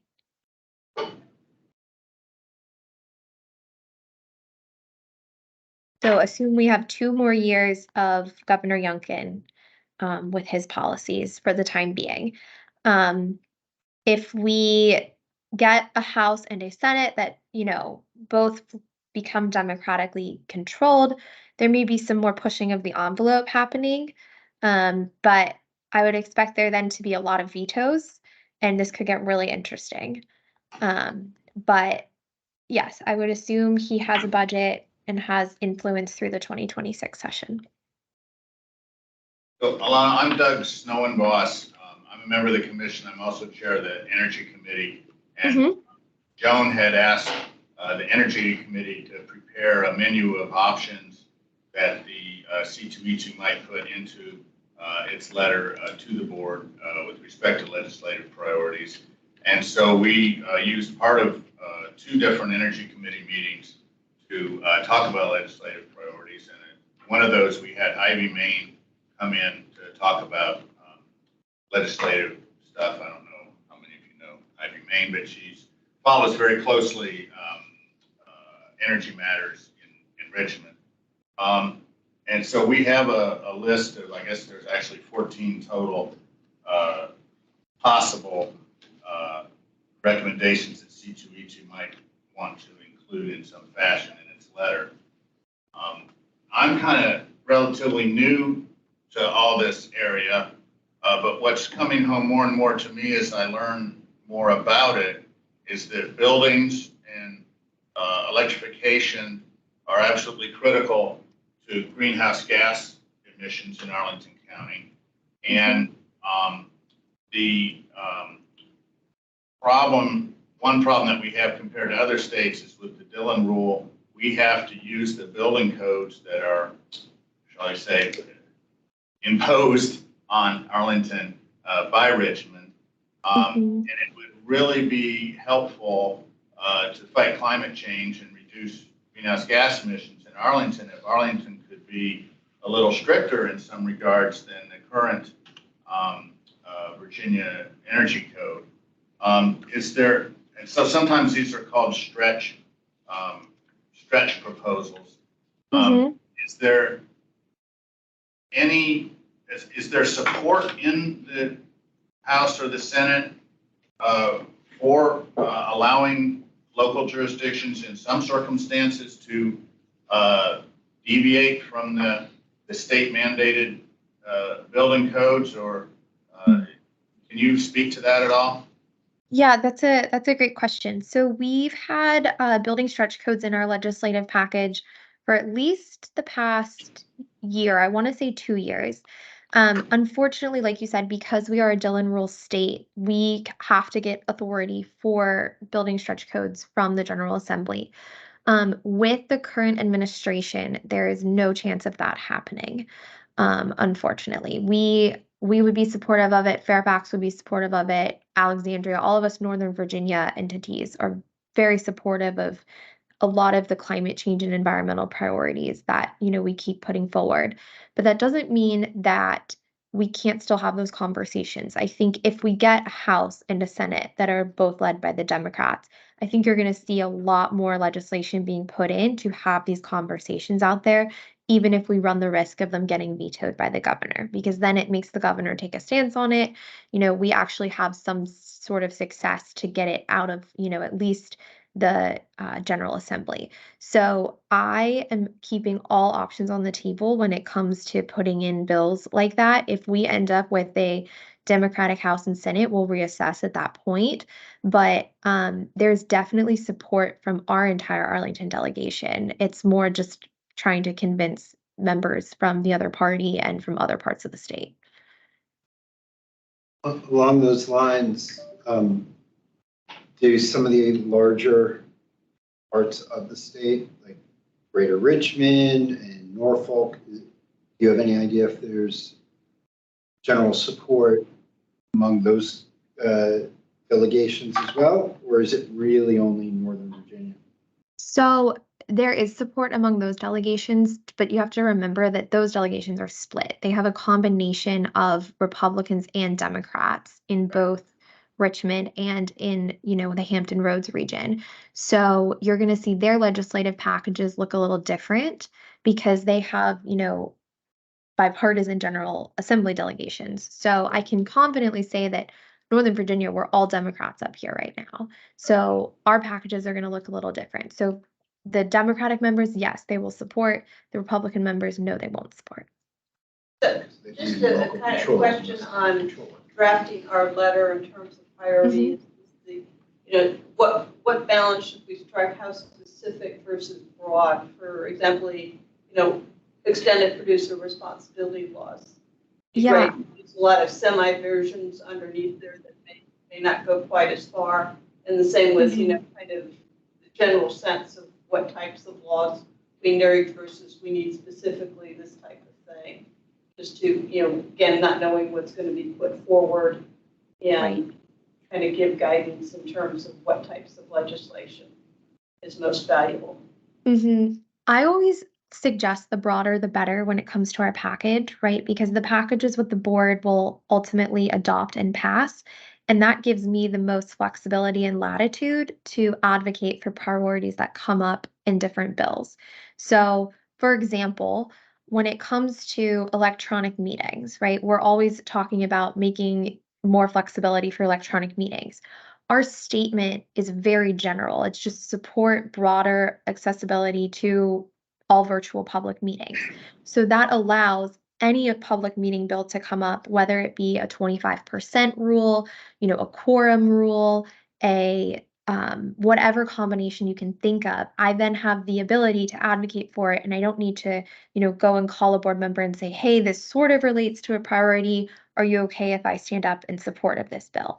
So I always say the broader, the better, because that gives me the most coverage to really advocate for issues that are important to you. Appreciate that. I think maybe if we can turn to Doug talking a little bit about some of our priorities, and if you have anything to kind of weigh in on what we do. And again, we'll just have a brief discussion today, and then we'll flesh things out. So in September, we can have that letter ready to go out. Well, the other perennial issue is the what's called benchmarking.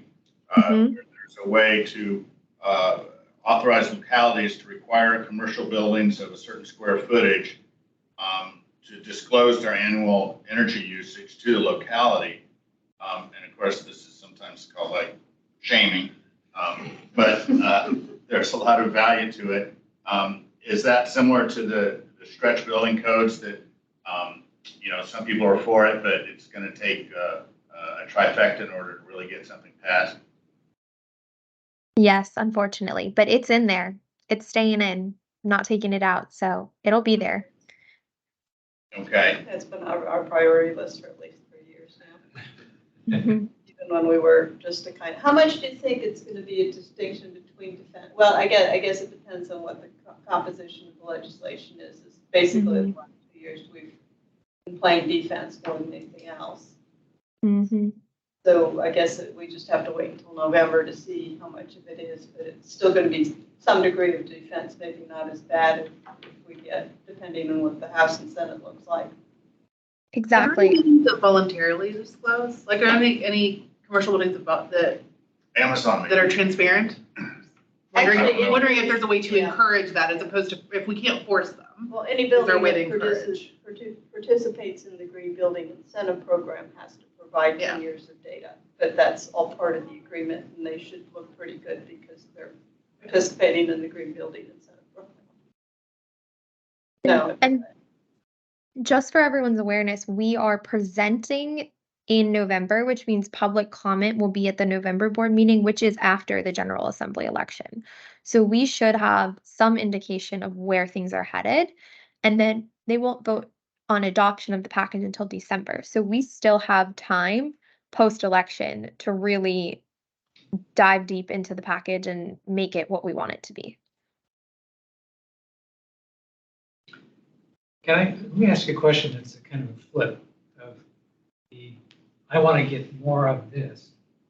Is there something we need to try to protect? Is there something that we have, has been a great advantage for the county to use in the energy and environment area at Another all? spreadsheet. Spreadsheet? Yeah. What's that? Reggie and the VCEA. Okay. Mm-hmm. So that- And those are our top two every year under energy, environment, and climate change is protecting RGGI and protecting the Virginia Clean Economy Act. And they will stay number 1 and 2 for as long as this administration is in power. What about in terms of thinking about budget? Because this is What in the budget? kind of anything that we think Yeah. we might be thinking about on budget. So this is really interesting. So if I think we get the General Assembly flip both Democrat and for both the House and Senate, I think you see the General Assembly members take amendments to Governor Youngkin's budget to try to reallocate RGGI money. I also think you see them try to potentially pass some more climate-related matters through the budget process rather than bills. And that is something that could be an option to us if we get both a House and Senate run by Democratic control. What is the advantage of that? Great question.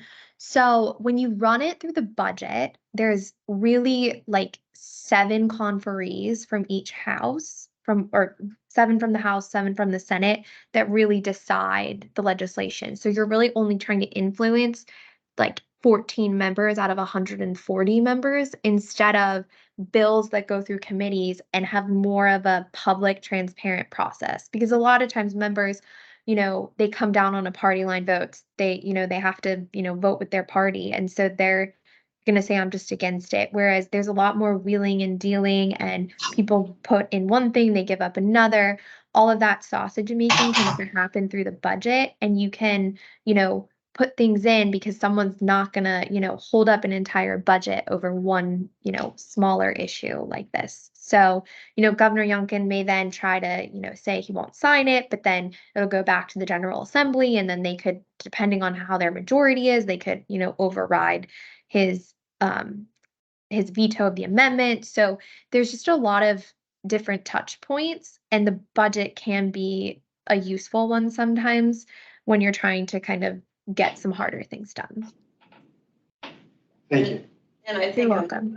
is transportation might be something that we might want to consider is that right now so much transportation money goes for highways and roads as opposed to public transit. Mm-hmm. Those types of issues, so flipping that so it's a little at least better balanced. Yeah. To help promote, getting people out of their cars by building up public transit and even intercity transportation and things like that. So people have the options.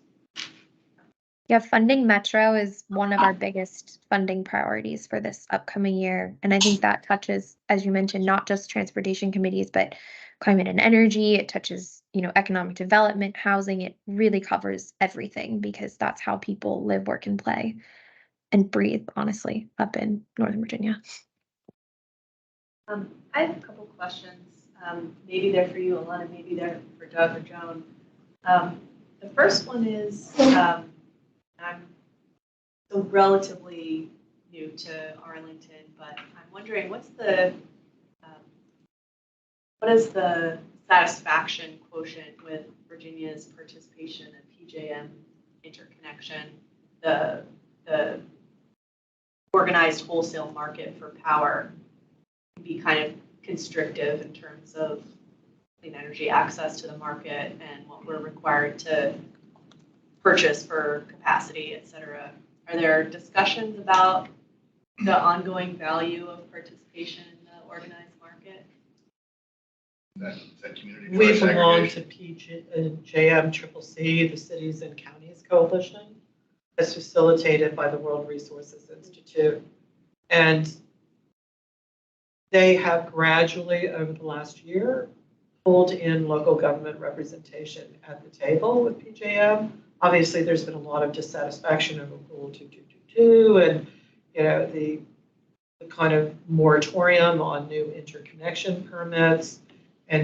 But I think that separate and apart from that, there's probably a more direct frustration with the SCC and Dominion. So I think that local governments would like more of a voice there. I think that they would, on very key things, this interconnection fee for commercial scale that they gave Dominion. And I think, if I remember correctly, I think Fairfax is suing them over that. So I think on two levels, to be honest with you, we're just, and in fact, a lot of activity happened actually today. We're looking for a really in-depth, comprehensive legal and regulatory assessment of local government authority to enter into community choice aggregation. That was my second question. Yeah. Do we have everything we need legislatively to forward on that? I set up the CCA, Silicon Valley Clean Energy. I don't think that the framework entirely exists now under Virginia law and regulation, but it will identify, the assessment will identify what we should be asking for. Okay. Like if we don't have premature automatic for- opt-in, once the resolution is adopted, what jurisdiction is going to be knocking door to door and saying, hi, would you like to join a CCA? Yeah. So there are things, but as a fallback position, we're also adding to the analysis the scope and authority of local governments to aggregate under retail choice, aggregation, and third-party transactional mechanisms with non-utility partners. Yeah, and I think that in the past, we've had kind of consumer choice as a general category of legislation that we like, is to allow consumers at least to go out and buy renewable energy, which without going through their utility. So has there been any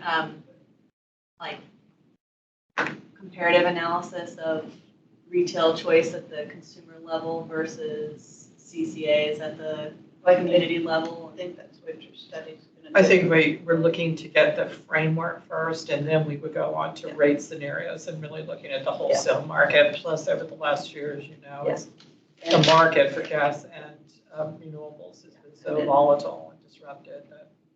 Yeah, we probably need to move on this. Sorry. Thanks a lot for coming, Elena. We'll get a letter to you in September.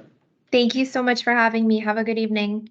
Lana, thanks for your patience. Thank you. More to come. You're welcome. Bye.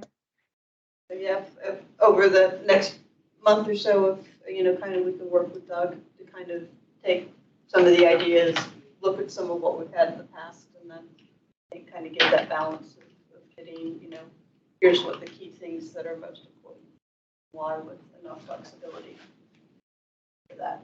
So, okay, we've got a bunch of letters to get through.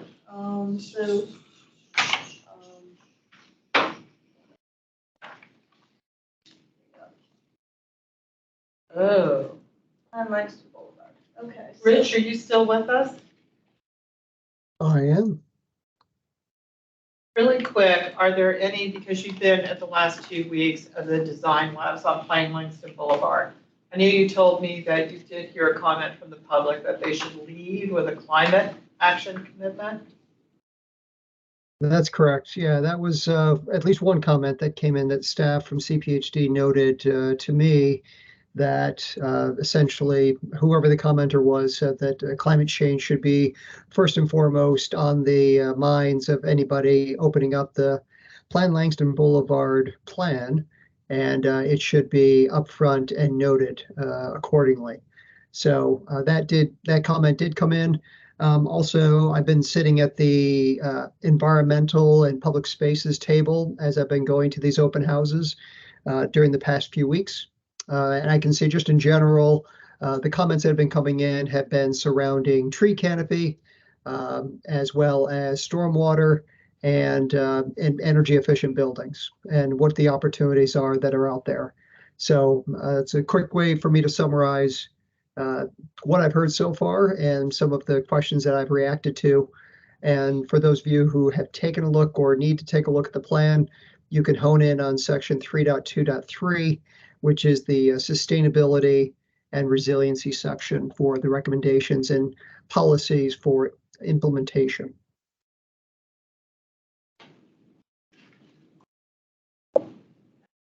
Great, thanks, Rich. So, again, their comment period ends in July 30th. We were hoping they would come today and talk to us about it, but otherwise we'll have to just go forward with what we've been looking. I've been actually tracking the planning process for several years now since I actually live in Cherrydale, so, and been the C2E2 rep for a couple of years now, so. Quickly, I did get an email a few minutes ago from Jennifer Smith. And she said we are targeting RTA in September with the PC and the CV. Yeah. So We are planning to brief other commissions as requested in September or October. Thus, these commissions briefings may be before the county board's hearing for RTA or before the county board's hearings of adoption, depending on when those meetings occur. Timing for adoption at this point is being targeted for either October or November. The C2E2 would like to submit something to the county board as part of the RTA and then offer something in addition to the county board as part of the final adoption. Either or both would be fine. Well, we are not actually going to meet in the next county board meeting in September when they put forward the RTA, but this letter would serve that purpose. It's being directed towards the Plan Langston Boulevard team, but we will CC and make sure the county board gets it. So again, I think that comment that Rich made about, it does need to really articulate what its green attributes are. They claim this is going to be a green Main Street, but it's 100 and some pages long, and it's kind of hard to figure out. And when you dig into the details, it raises some questions. So people, we can maybe run through the letter, make sure. I think this and the transit strategy, these things all start to time together because it's looking at bigger term development opportunities in Arlington and how to think about them from a perspective of sustainability. Want to go to the first paragraph, just so everybody, did you accept the changes or are they still showing up somewhere? Changes that others have put in? I think this is up to date with the changes on Google Docs that people have put in. Yeah, but we can't see the changes. Questions?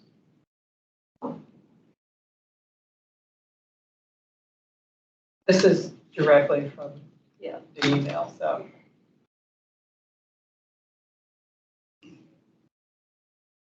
Anybody have any questions, comments, or changes on the first paragraph? Everybody read it well enough?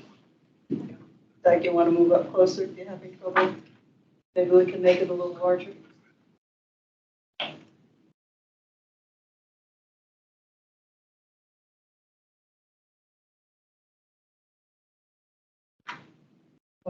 So are we going paragraph? Yeah. Second, just to lead in, I think, question, do we want to be fairly specific that they actually need, say, a one-pager that captures a lot of these elements? Because I think that's what it means, because some things are in there, some things that they get completely buried and they may not be fully articulated in the way that we would like to.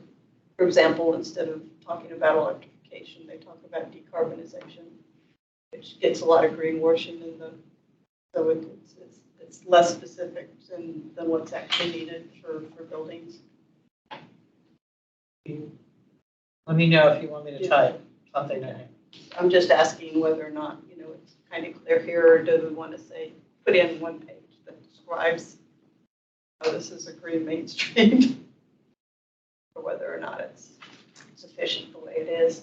Joan, can I ask one question about the sentence we have up there about that we support the vision of replacing existing 1 or 2-story buildings with mixed-use development, higher buildings essentially.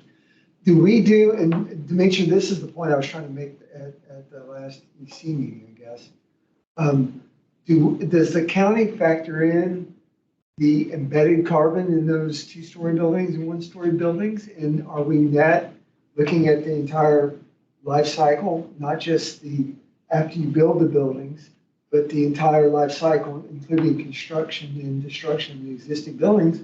Are we net doing a positive by tearing down a 2-story existing building instead of reusing that building as part of our vision? Now, admittedly, the property owners, we have little control over what they can do, but does the county need to encourage the destruction of existing infrastructure rather than reuse of existing infrastructure? We do actually get into that a little further on in terms of, especially they actually seem to be targeting some multi-story family, I thought they were doing it down there later, but I'm just saying in terms of this one blanket statement, I'm just concerned about that. Does that need to be caveated? Those seem to be the ones that make the most sense, at least in terms of if we're kind of getting that density and the ability to have more people living in closer areas and get all the benefits of having a less energy intensive lifestyle. I think once you expand it to other buildings, but certainly there's not much value of the embedded carbon in the parking lot. Yeah, and so many of those things, as you look at Langston Boulevard and Harrison Street or down at Spout Run, it's almost all parking lot. Yeah. So it's kind of hard to imagine how they could reuse those existing buildings, kind of get the density and actually to build in more open spaces as part of it. Is let them go up, but give them more space to, or have more open space, trees. Kevin, to answer your question, I'm almost positive the answer is no. I think the only place where embedded carbon actually exists in the county policy and application is in the Green Building Incentive Program, and that's for the 2 higher levels of FAR.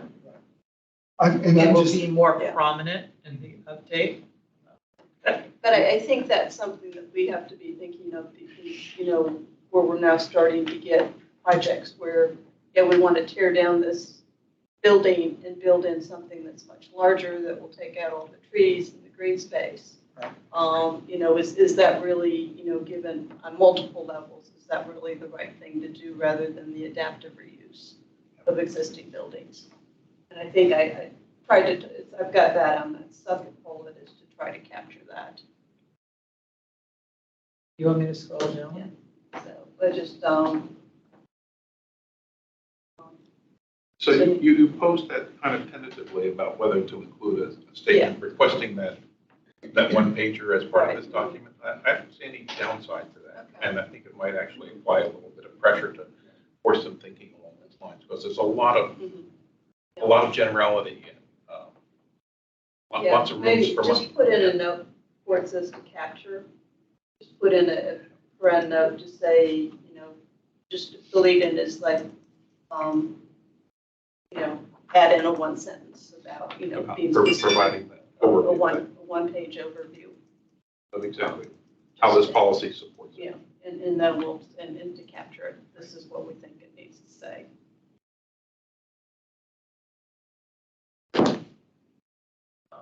That's why I can't. Okay.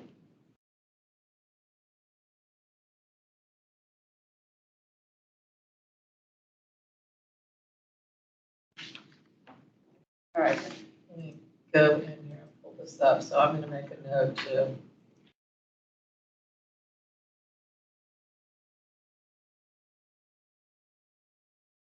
The last sentence before the bullets. Yeah.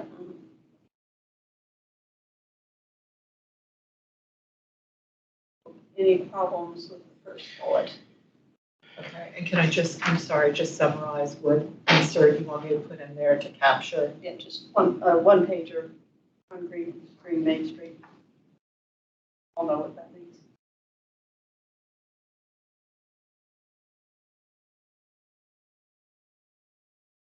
Okay.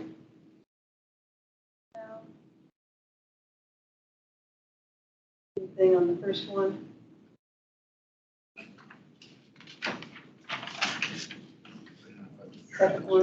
Second one, that gets somewhat clear. Anything that needs to be stronger, toned down.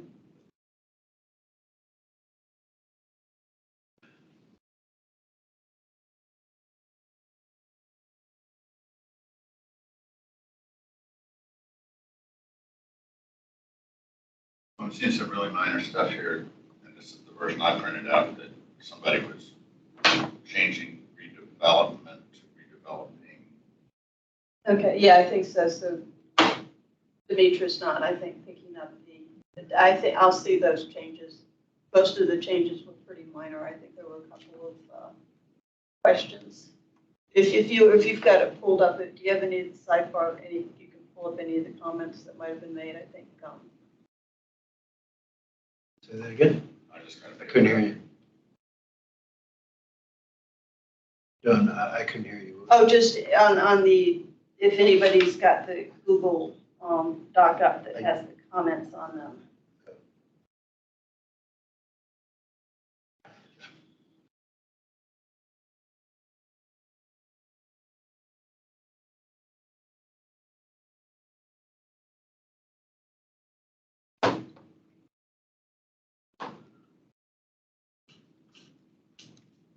There's a comment from Carrie on traffic mitigation.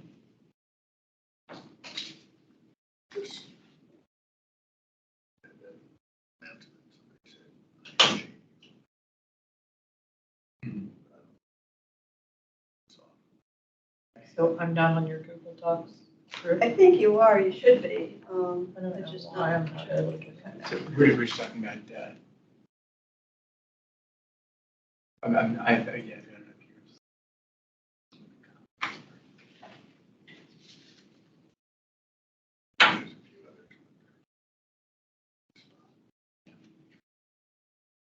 Yeah, no, yes, she did have a comment. So I just keep going when we get to it. So the mention the tree canopy.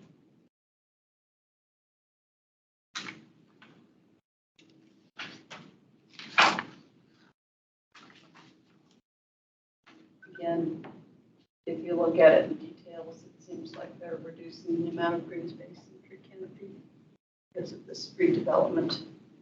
But somebody suggested putting PCP after preliminary concept plan. Okay.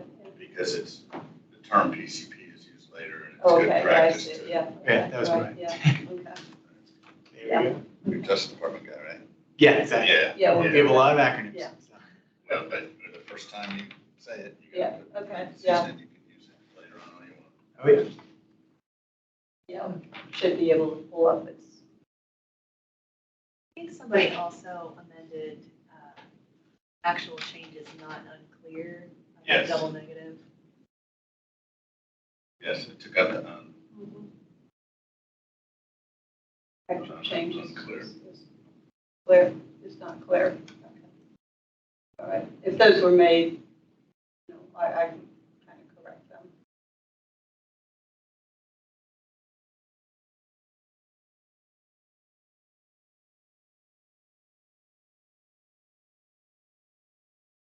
Apartment building, this is our standard building should be like.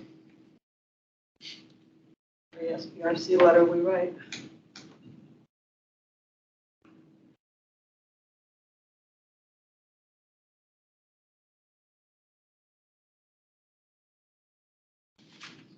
Mitigation. Big complicated issue when actually almost every intersection where there's going to need work is going to probably need someone to be pretty specific about what's required for stormwater mitigation. I mean, it'll be If I different. remember correctly, there's 3 main intersections Yeah. where there's, flood, Yeah. significant flood vulnerability, Yeah. one in Cherrydale. Yeah, and part of that is just saying is that this has to be built in order to accomplish these goals of preventing flooding. And then on the traffic mitigation, that was where I think it was.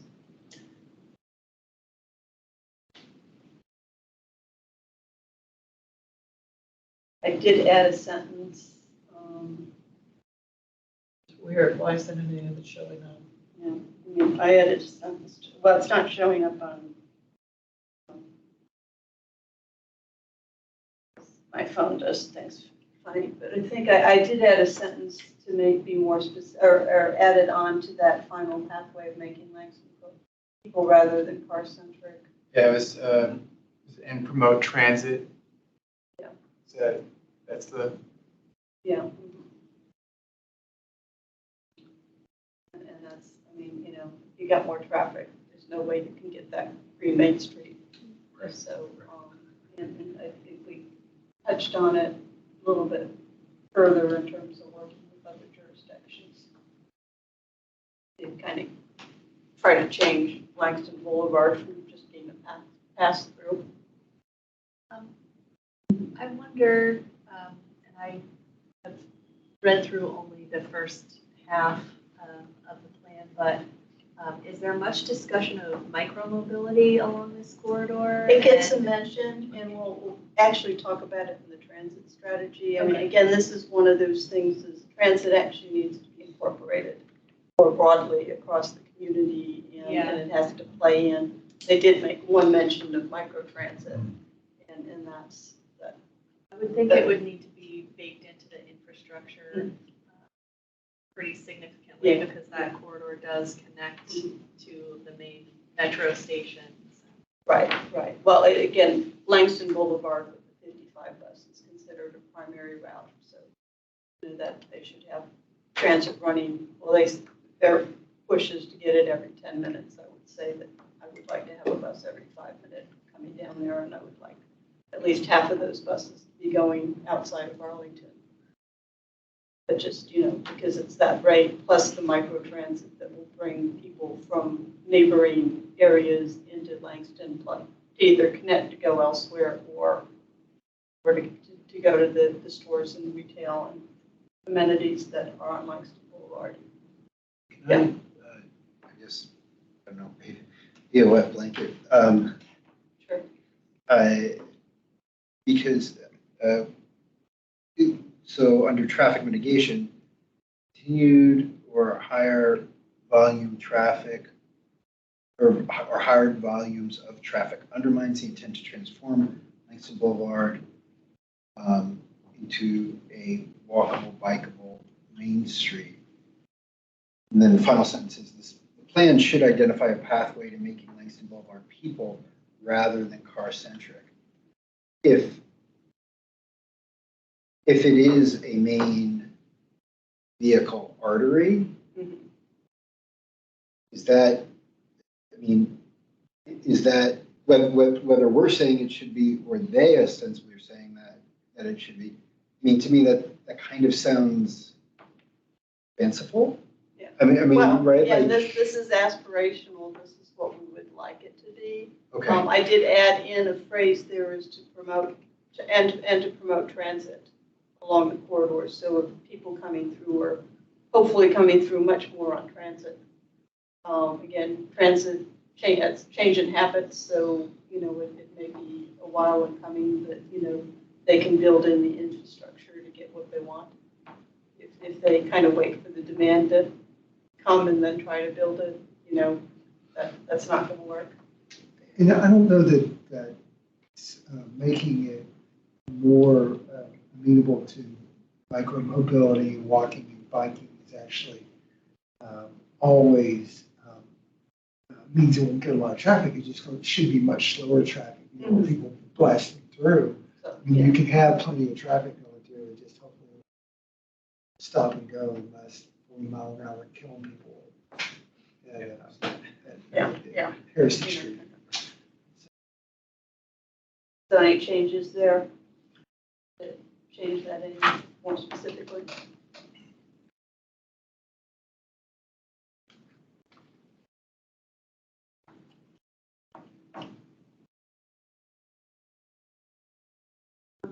If given some time, Joan, I could draft a bullet on micromobility and transit to add to this list. That would be helpful. What would it say? I mean, we'll just, probably want to turn it around in a couple of days. But I think we also need a notion of what it is, so everybody knows what they're moving on.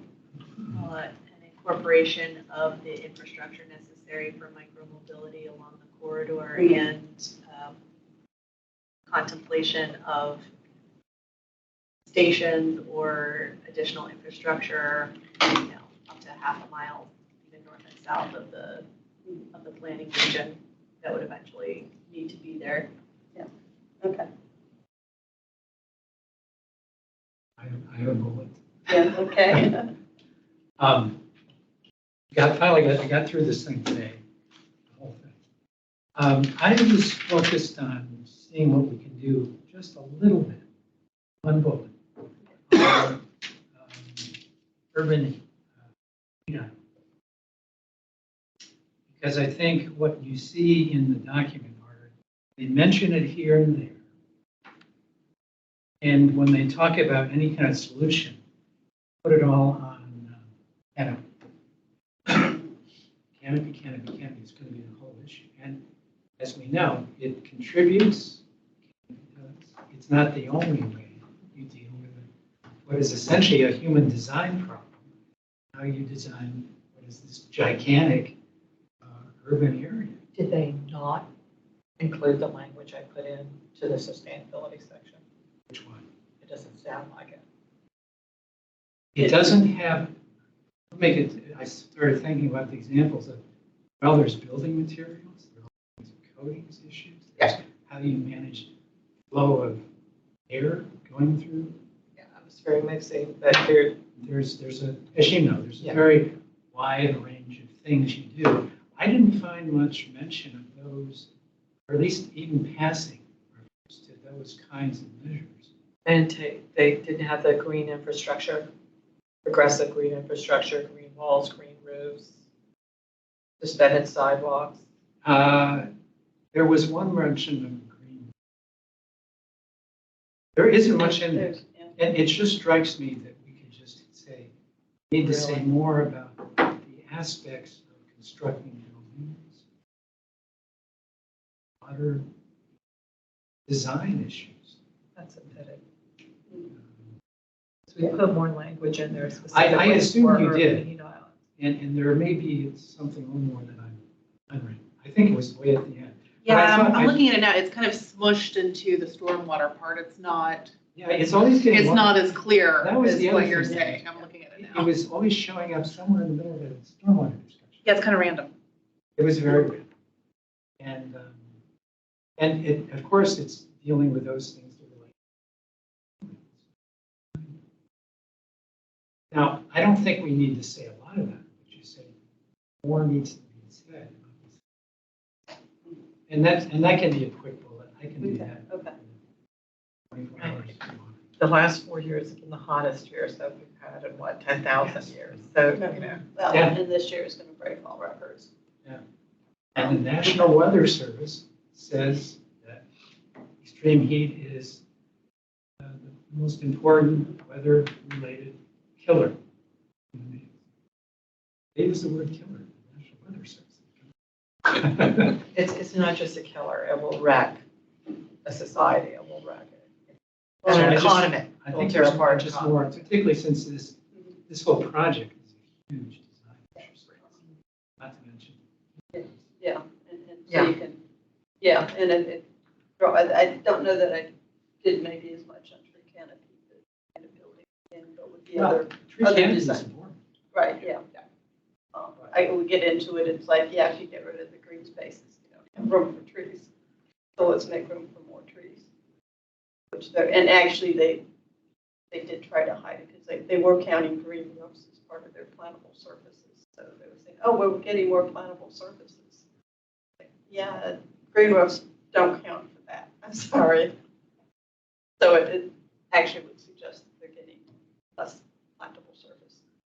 Like the Okay, just- okay, all right. So we've got 2 addition bullets. And then the final paragraph is really kind of, part of the sense is that we'll let the developers give us all these community benefits that we want out of the plan. And that's not necessarily likely to get what we really want, especially when it's, I mean, it doesn't help to have piecemeal development of the bike system. There's a just a wording change needed in the very top line. Projects that will need, I think, be needed. Or Where is it? The very top line of the bottom page, sorry. Oh, okay, incorporate. Well, it's after the comma.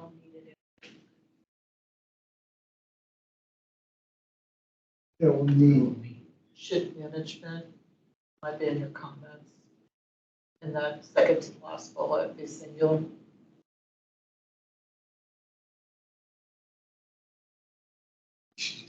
Oh, that, The edit in here is to provide, that will provide needed improvements. Needed that will to- provide need. we'll need it. Yeah. Yeah. Will provide. Provide, yeah, okay, I got you, yeah. Oh, yeah. Will be needed to Okay. provide improvements Yeah, or well, to yeah. ensure improvements. But it's been fixed already. Yeah, it's already, edits in there.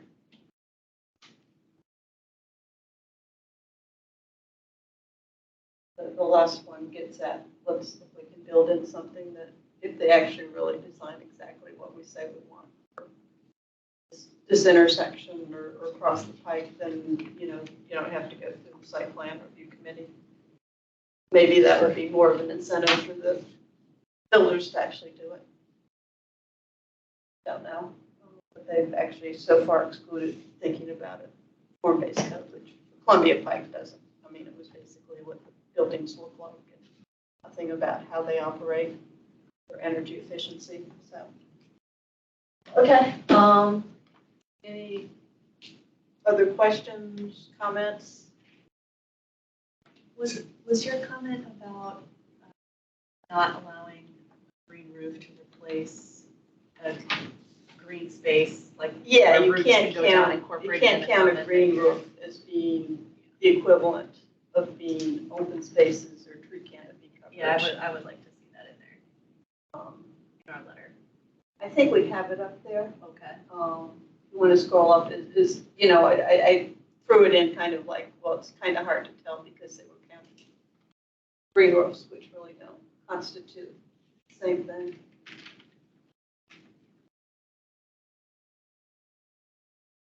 It's not, okay, the not unclear is unclear. That the PCP Okay. included rooftop gardens as plantable space, which overstates the amount of pervious surfaces. Okay. And the impact of prospective redevelopment. So. And the other thing is green roofs can't compete with solar, so. They don't, not necessarily an opposition. Okay, do I have a motion? Move we approve. Second. All in favor with the changes that we've suggested? Putting the 2 bullets, Aye. objections? Okay, let's go on to the next one. Transit strategy.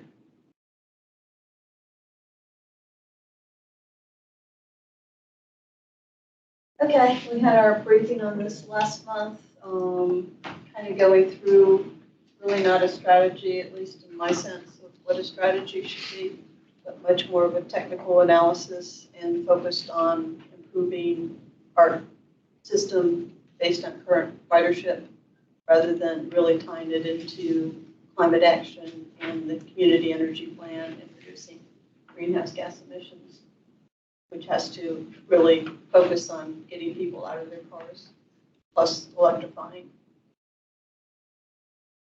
I think that's kind of the overarching thoughts. And again, they're kind of doing this backwards. Is they're putting this forward, which is a 10-year plan, but they have to update the master transportation plan, and there's a decarbonization of transportation plan underway, and this seems to be happening. So, at the first, any questions or comments? Yeah, we got 2 minor changes. The 4th line, it should be them. Right. Okay. That made in the draft with changes? I don't think so. Okay. And then the ATSP doesn't need to be underlined. Okay. Should not be underlined.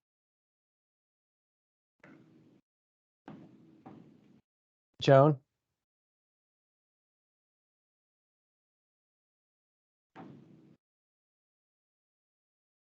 Joan, can you hear me? Yes. Can I just suggest that the second to last paragraph be moved up in the letter? I think it's really important, and I'm afraid it comes too far down in the letter. That's the one on, The okay, ratio. yeah. Yep. Move that up and make that the second paragraph in the letter. Okay. Want that to be the second paragraph?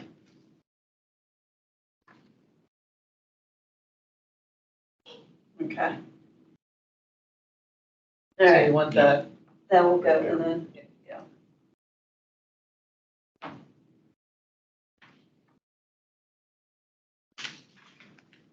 Then the new 3rd paragraph begins, although about halfway through, we have a really specific 39% of county's greenhouse gas emissions. I would just say approximately 40.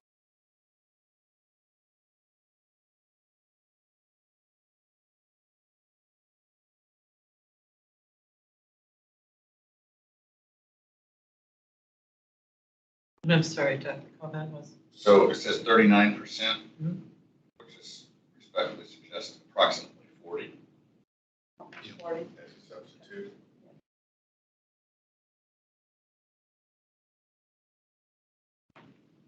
Got a couple more minor stuff. The first line of the next paragraph should be information and gas needs assessment highlights.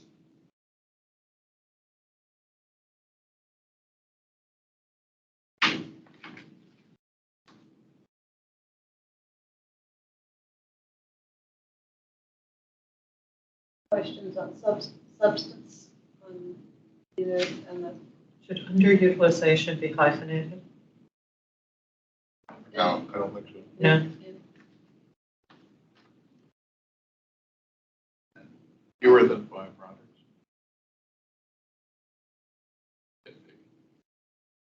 Then after Arlington County there, before the bullet, I just put in a blank line. Return. okay. See Arlington County, Here? Yeah, Just okay. put a, yep. I'll just put it in space. space at the end there. After the colon. Yeah, just so there's a space between the. There's a blank line that shows up Yeah. before the bullet. Okay. Oh, gotcha.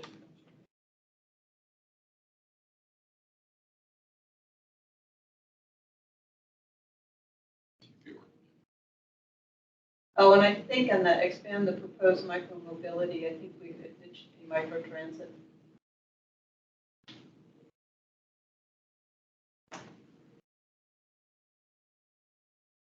So really, And we should be consistent in whether microtransit is 2 words or 1. yeah, I kind of like it as one word, but I have no idea. I think you I like get it it as as one a word. spell Yeah. check, but okay, I'll make it one word. Well, as long as we're consistent. Right. I think it's That'll be the sometimes, basis for rejecting. yeah, Letter. yeah, yeah, we'll Google. I think Google doesn't like it as a word, but What is behind the Google? times. I'll get used to it.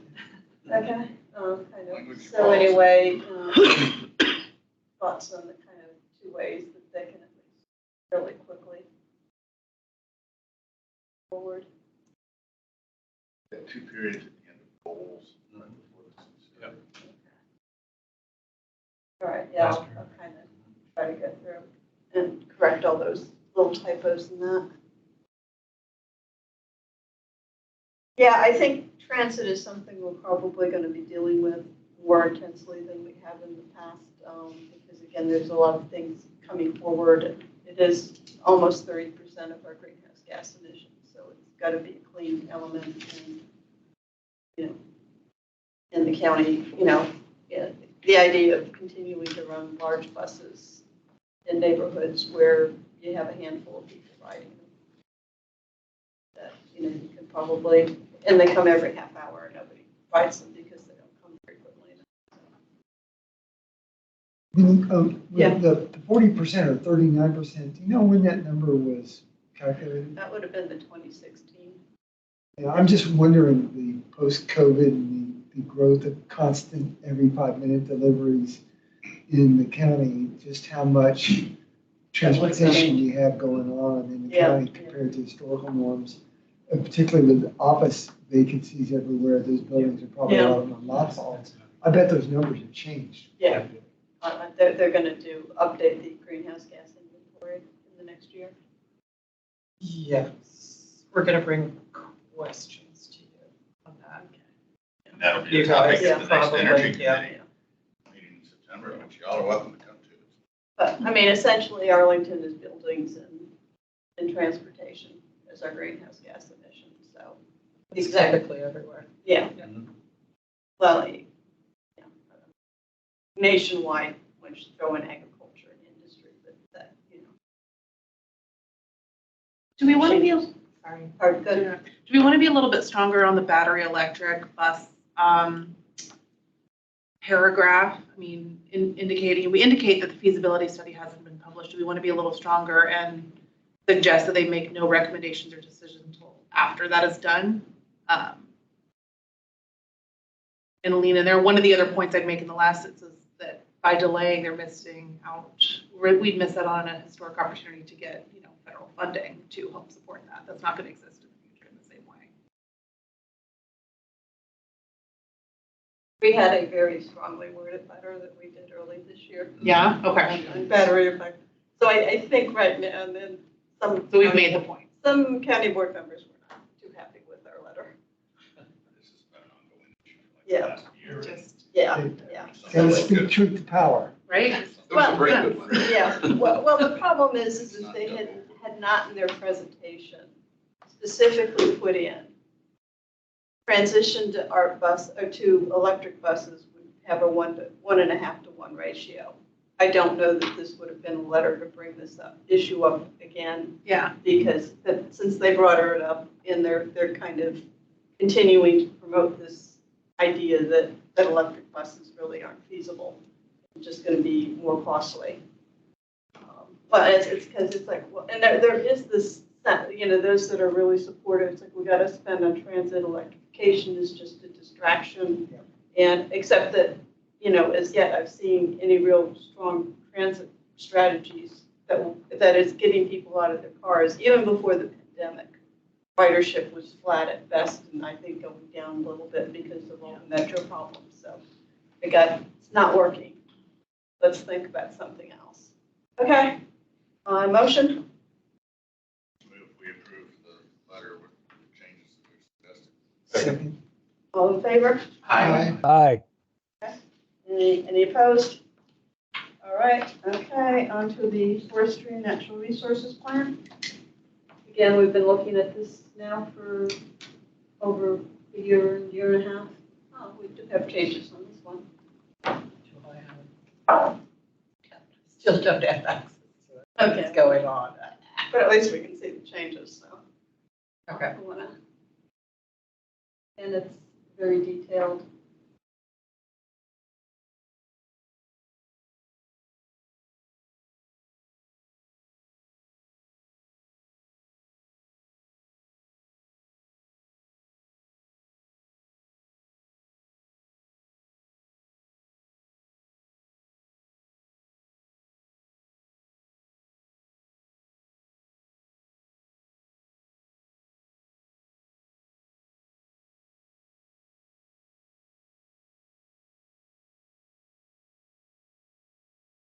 Any questions, comments on the left?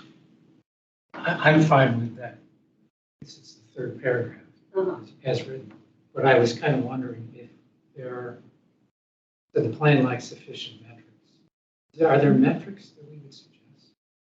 I can go back and look at our last FNR that we might have. I mean, it's kind of tree canopy. Well, they've got the goal of keeping tree canopy at 40%, which probably less than 40% now. But, you know, they should be doing it by neighborhood, particularly targeting those with low income. And, you know, frankly, and I think what we said in our first letter is we really thought they needed more ambitious targets of kind of minimum tree canopy coverage in every area. But there's also, you know, they've got 4 strategic directions, what constitutes. Some of it will be, you know, actually implementing certain policies, but at the end of the day, is the health improving? Are you eliminating invasive, you know, what's the percentage of invasive coverage? You know, what's the quality of the water? I mean, I can go back and look, see. I don't know, it just struck me that if we had some good ideas. I think the critical part of this one, though, and I think the one that's really, that we really want to focus on is the call for specifics in an annual reporting basis. Mm-hmm. I mean, that seems to be sort of a disease that affects most of the county plans, is that they're very aspirational with no mention that there should be any report on progress in any kind of quantitative way. I think that's something we should lean on every opportunity. Right. And even if we don't know exactly what the metrics are, the first one might be, you know, a development of a suitable set of metrics that are agreed upon, and continue to have the reporting requirement, because nothing will happen without. And there's kind of 2 aspects of that. Is a good set of metrics of, you know, capturing the wildlife changes, and how many bugs they're seeing, and that kind of stuff. It's very quantitative. And then there's the other one, is what have we actually done on these action items? Right. Because the way they've done it now is it's just, they haven't started, ongoing, completed. It's like, because I looked at them for the forestry, the urban forestry and the natural resources master plans, and it's like, I've got no clue what those plans accomplished. Right. Because it's just, and that's the way they were planning, they're proposing, you know, reporting this one. And then there are some action items, as we'll kind of get to it, for is that like they should do efforts to, you know, improve these things that, you know, more environmentally sensitive actions, which couldn't, like pollution, but, you know, they had whole things of such as well, each of those should be a separate action item, and they should be tracking it and reported on. So, and that's yeah, because it's like, well, how do you report on that otherwise in terms of ongoing? Which one of the ones that you mentioned did you actually do? What did you do? Yeah. There's different ways. Or did you decide, you looked at it and decided it wasn't going to work and take that off the list? Yeah. How does the county measure new plantings from losses? Or mortality or removal? Yeah, I don't know that. What was your question? I was just wondering how they measure new canopy, or if you're talking about new tree plantings versus losses or mortality. They don't really. I know they were calculating with the residential developments how many trees were taken out versus how many got planted, which there was more taken out than got planted. And of course, large trees for small trees that may or may not live. And they don't track, I don't know if they track any of that. So again, it's 2016 was the last time they did it. So first, you want to keep scrolling if we're done? Get more granularity.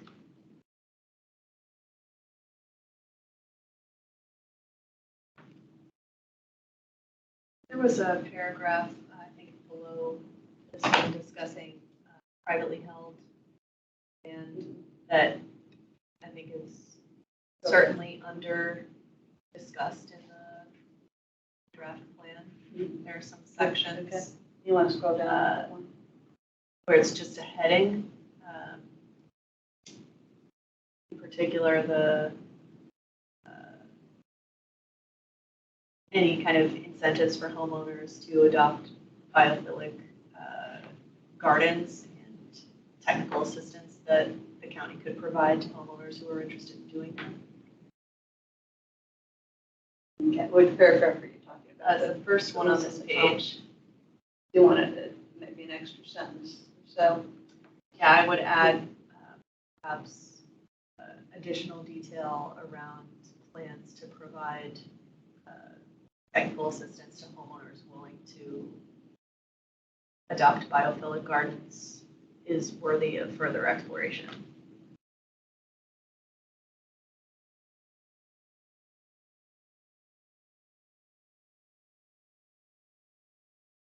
There could also be more space given to the control of invasive species on privately held land and also monitoring of land in between privately held properties. So the sort of tree line between you and your neighbor where it's not clear who takes care of that land. And nature takes care of it with kudzu. English ivy is also very popular. English ivy? Will I call it that? Then you've got the bamboo. No, kudzu's different than English ivy, but English ivy Is native? It's the new kudzu. Yeah, Is it? it is, Is it? absolutely. Yeah, we don't have I much call it kudzu around here. Yeah, it's mostly used to- English Is that? ivy. Oh, yeah. Most people say. We've got. I'm not, I What is promise. it? Pardon, Mississippi, it's all kudzu. Oh, it's English ivy. It looks like- No, It's a southern thing. Porcelain Yeah, barrel, that's probably. kudzu meat. It's Right? English ivy. Yeah, I appreciate it. It looks just the same. Okay, so just so I understand, is people would just add a sentence, the role of private property and then a sentence on technical assistance for natural landscaping and invasive control. Yeah. Yeah. I mean, one thing they are considering is a bamboo ordinance, which is something that the state allows. And basically, you're responsible when it spreads to your neighbors, which right now, almost nothing, if anything spreads to your neighbors, it doesn't matter. And it doesn't matter whether your neighbor cuts the roots off of your tree when they redevelop. Okay, going on, the deer problem with invasives. That's been a high point with a lot of people, is there was no specific mention of deer. Deer, Or deer. kill them. Absolutely. I thought they had, it's like I like 3 that. years ago. Managed the deer. They've been working on them. They're doing a survey, which apparently the survey they've got on deer has had the most people respond of any survey they've done. Okay, let's see, keep moving. The pollinators. Look at that.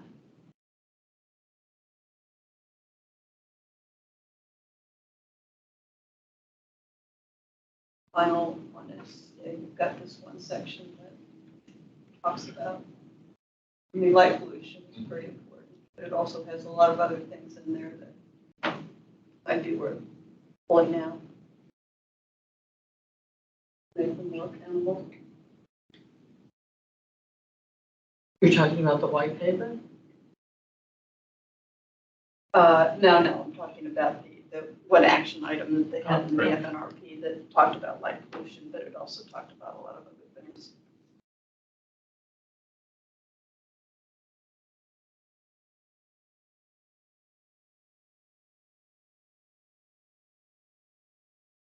Like the final statement in it too, because I think the second draft really did make a huge improvement. They did make It was a big deal. improvements, and as county planning goes, this is one of the better ones. They did, but you know, they did, everything should, apparently that's a legal thing, but at least a planning thing that they'd be very careful about. Because when we pointed out, there was only one thing that said will. And we're just gonna take it out. Change it out, so, But the Yeah. metrics and reporting is as close as you can. right, yeah. And again, most plans tend to be pretty vague on terms of the metrics and the reporting. So, okay, motion? Move we approve with Second. changes. All in favor? Yeah, with the changes. Yep. Aye. Any opposed? Okay, and one final one. We have our weed ordinance. This is actually something, just the backstory of this. This is something that actually the environmental commissions have been asking for probably close to a decade. And basically, what the problem is it's fairly, you know, if your grass is over six inches or something taller, I don't know what the height, you know, the county can come in and tell you to cut it. And if they don't, they'll come and do it and charge you for it. But people complain that people have native landscapes, which of course they don't stick to that 6 inches, and neighbors don't like it and they complain, and the county there's been cases the county has come in and told them to take it out. So there's been huge pressure. Almost all the other jurisdictions have changed this. So the county actually moved to change this ordinance in January, except that they weren't actually changing the part we wanted. So several of us commissioners went in front, contacted county board members. We went in front of the county board and said, look, why aren't you changing this? Poor guy from CPH. It's like, I don't know what you're talking about. But anyway, what the agreement they got out is that they would come and update the ordinance for a second time this year and make these changes. They did a really nice job working with DPHR. So this is just I was at the county board last week, and this is just a kind of reiterated follow-up. It will go RTA and will be approved hopefully very smoothly in September. So anyway, that's the backstory with that. I like this, and forgive my ignorant questions. How does this interact with like HOA requirements? We don't have that many HOAs. Yeah. So HOAs are totally separate. Yeah. Although native plant enthusiasms are starting to win against HOAs. Yes. So. Now this is just county not listening to complainers as opposed to. Again, they work really together, and they've also worked out with departments, the Parks and Rec, and how they actually would enforce it. It's kind of easy to tell what's a native plant, maintained garden versus something that's overgrown. I had a point of clarification in the first sentence. Is this an existing weed ordinance that we're endorsing, or are we actually endorsing changes or an update to the conditions of property? Oh, I'm sorry. ordinance? Yeah, that probably should be the update. Okay, I'll put that in. Code. So it's I'm being opposed to the endorses updates. amendment or update. Yeah, so you're right. Been working with it so long. So yes, they are they are amending it, so I will. You write something for long enough, you can no longer read it, I'm convinced. Yes, yeah. Any additional changes?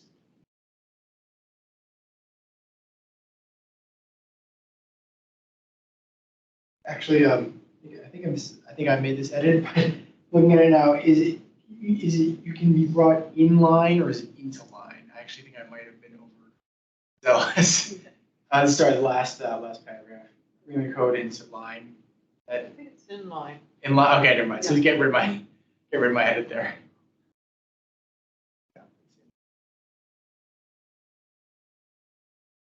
Okay. Work on anything that needs to be down. I move we adopt the letter with the amendment of adding amendment. Okay. Seconded. All in favor? Aye. Opposed?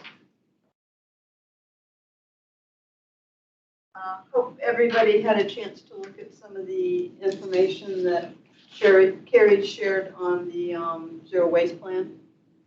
We kind of provided some informal comments to the Solid Waste Bureau or Solid Waste Committee, but it will go actually formally out for public review and public comment this fall, apparently without taking in the comments that certain groups, including our group, had about that plan. So again, it's another one where climate change doesn't really seem to be taken much into account. So anyway, that we do have that. So, you know, if you have a chance to kind of look at that over the next 2 months, while we are in hiatus, that will kind of get us up to speed on getting into that. And does anybody else have anything pressing to report?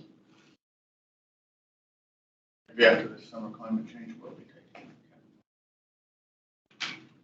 taken.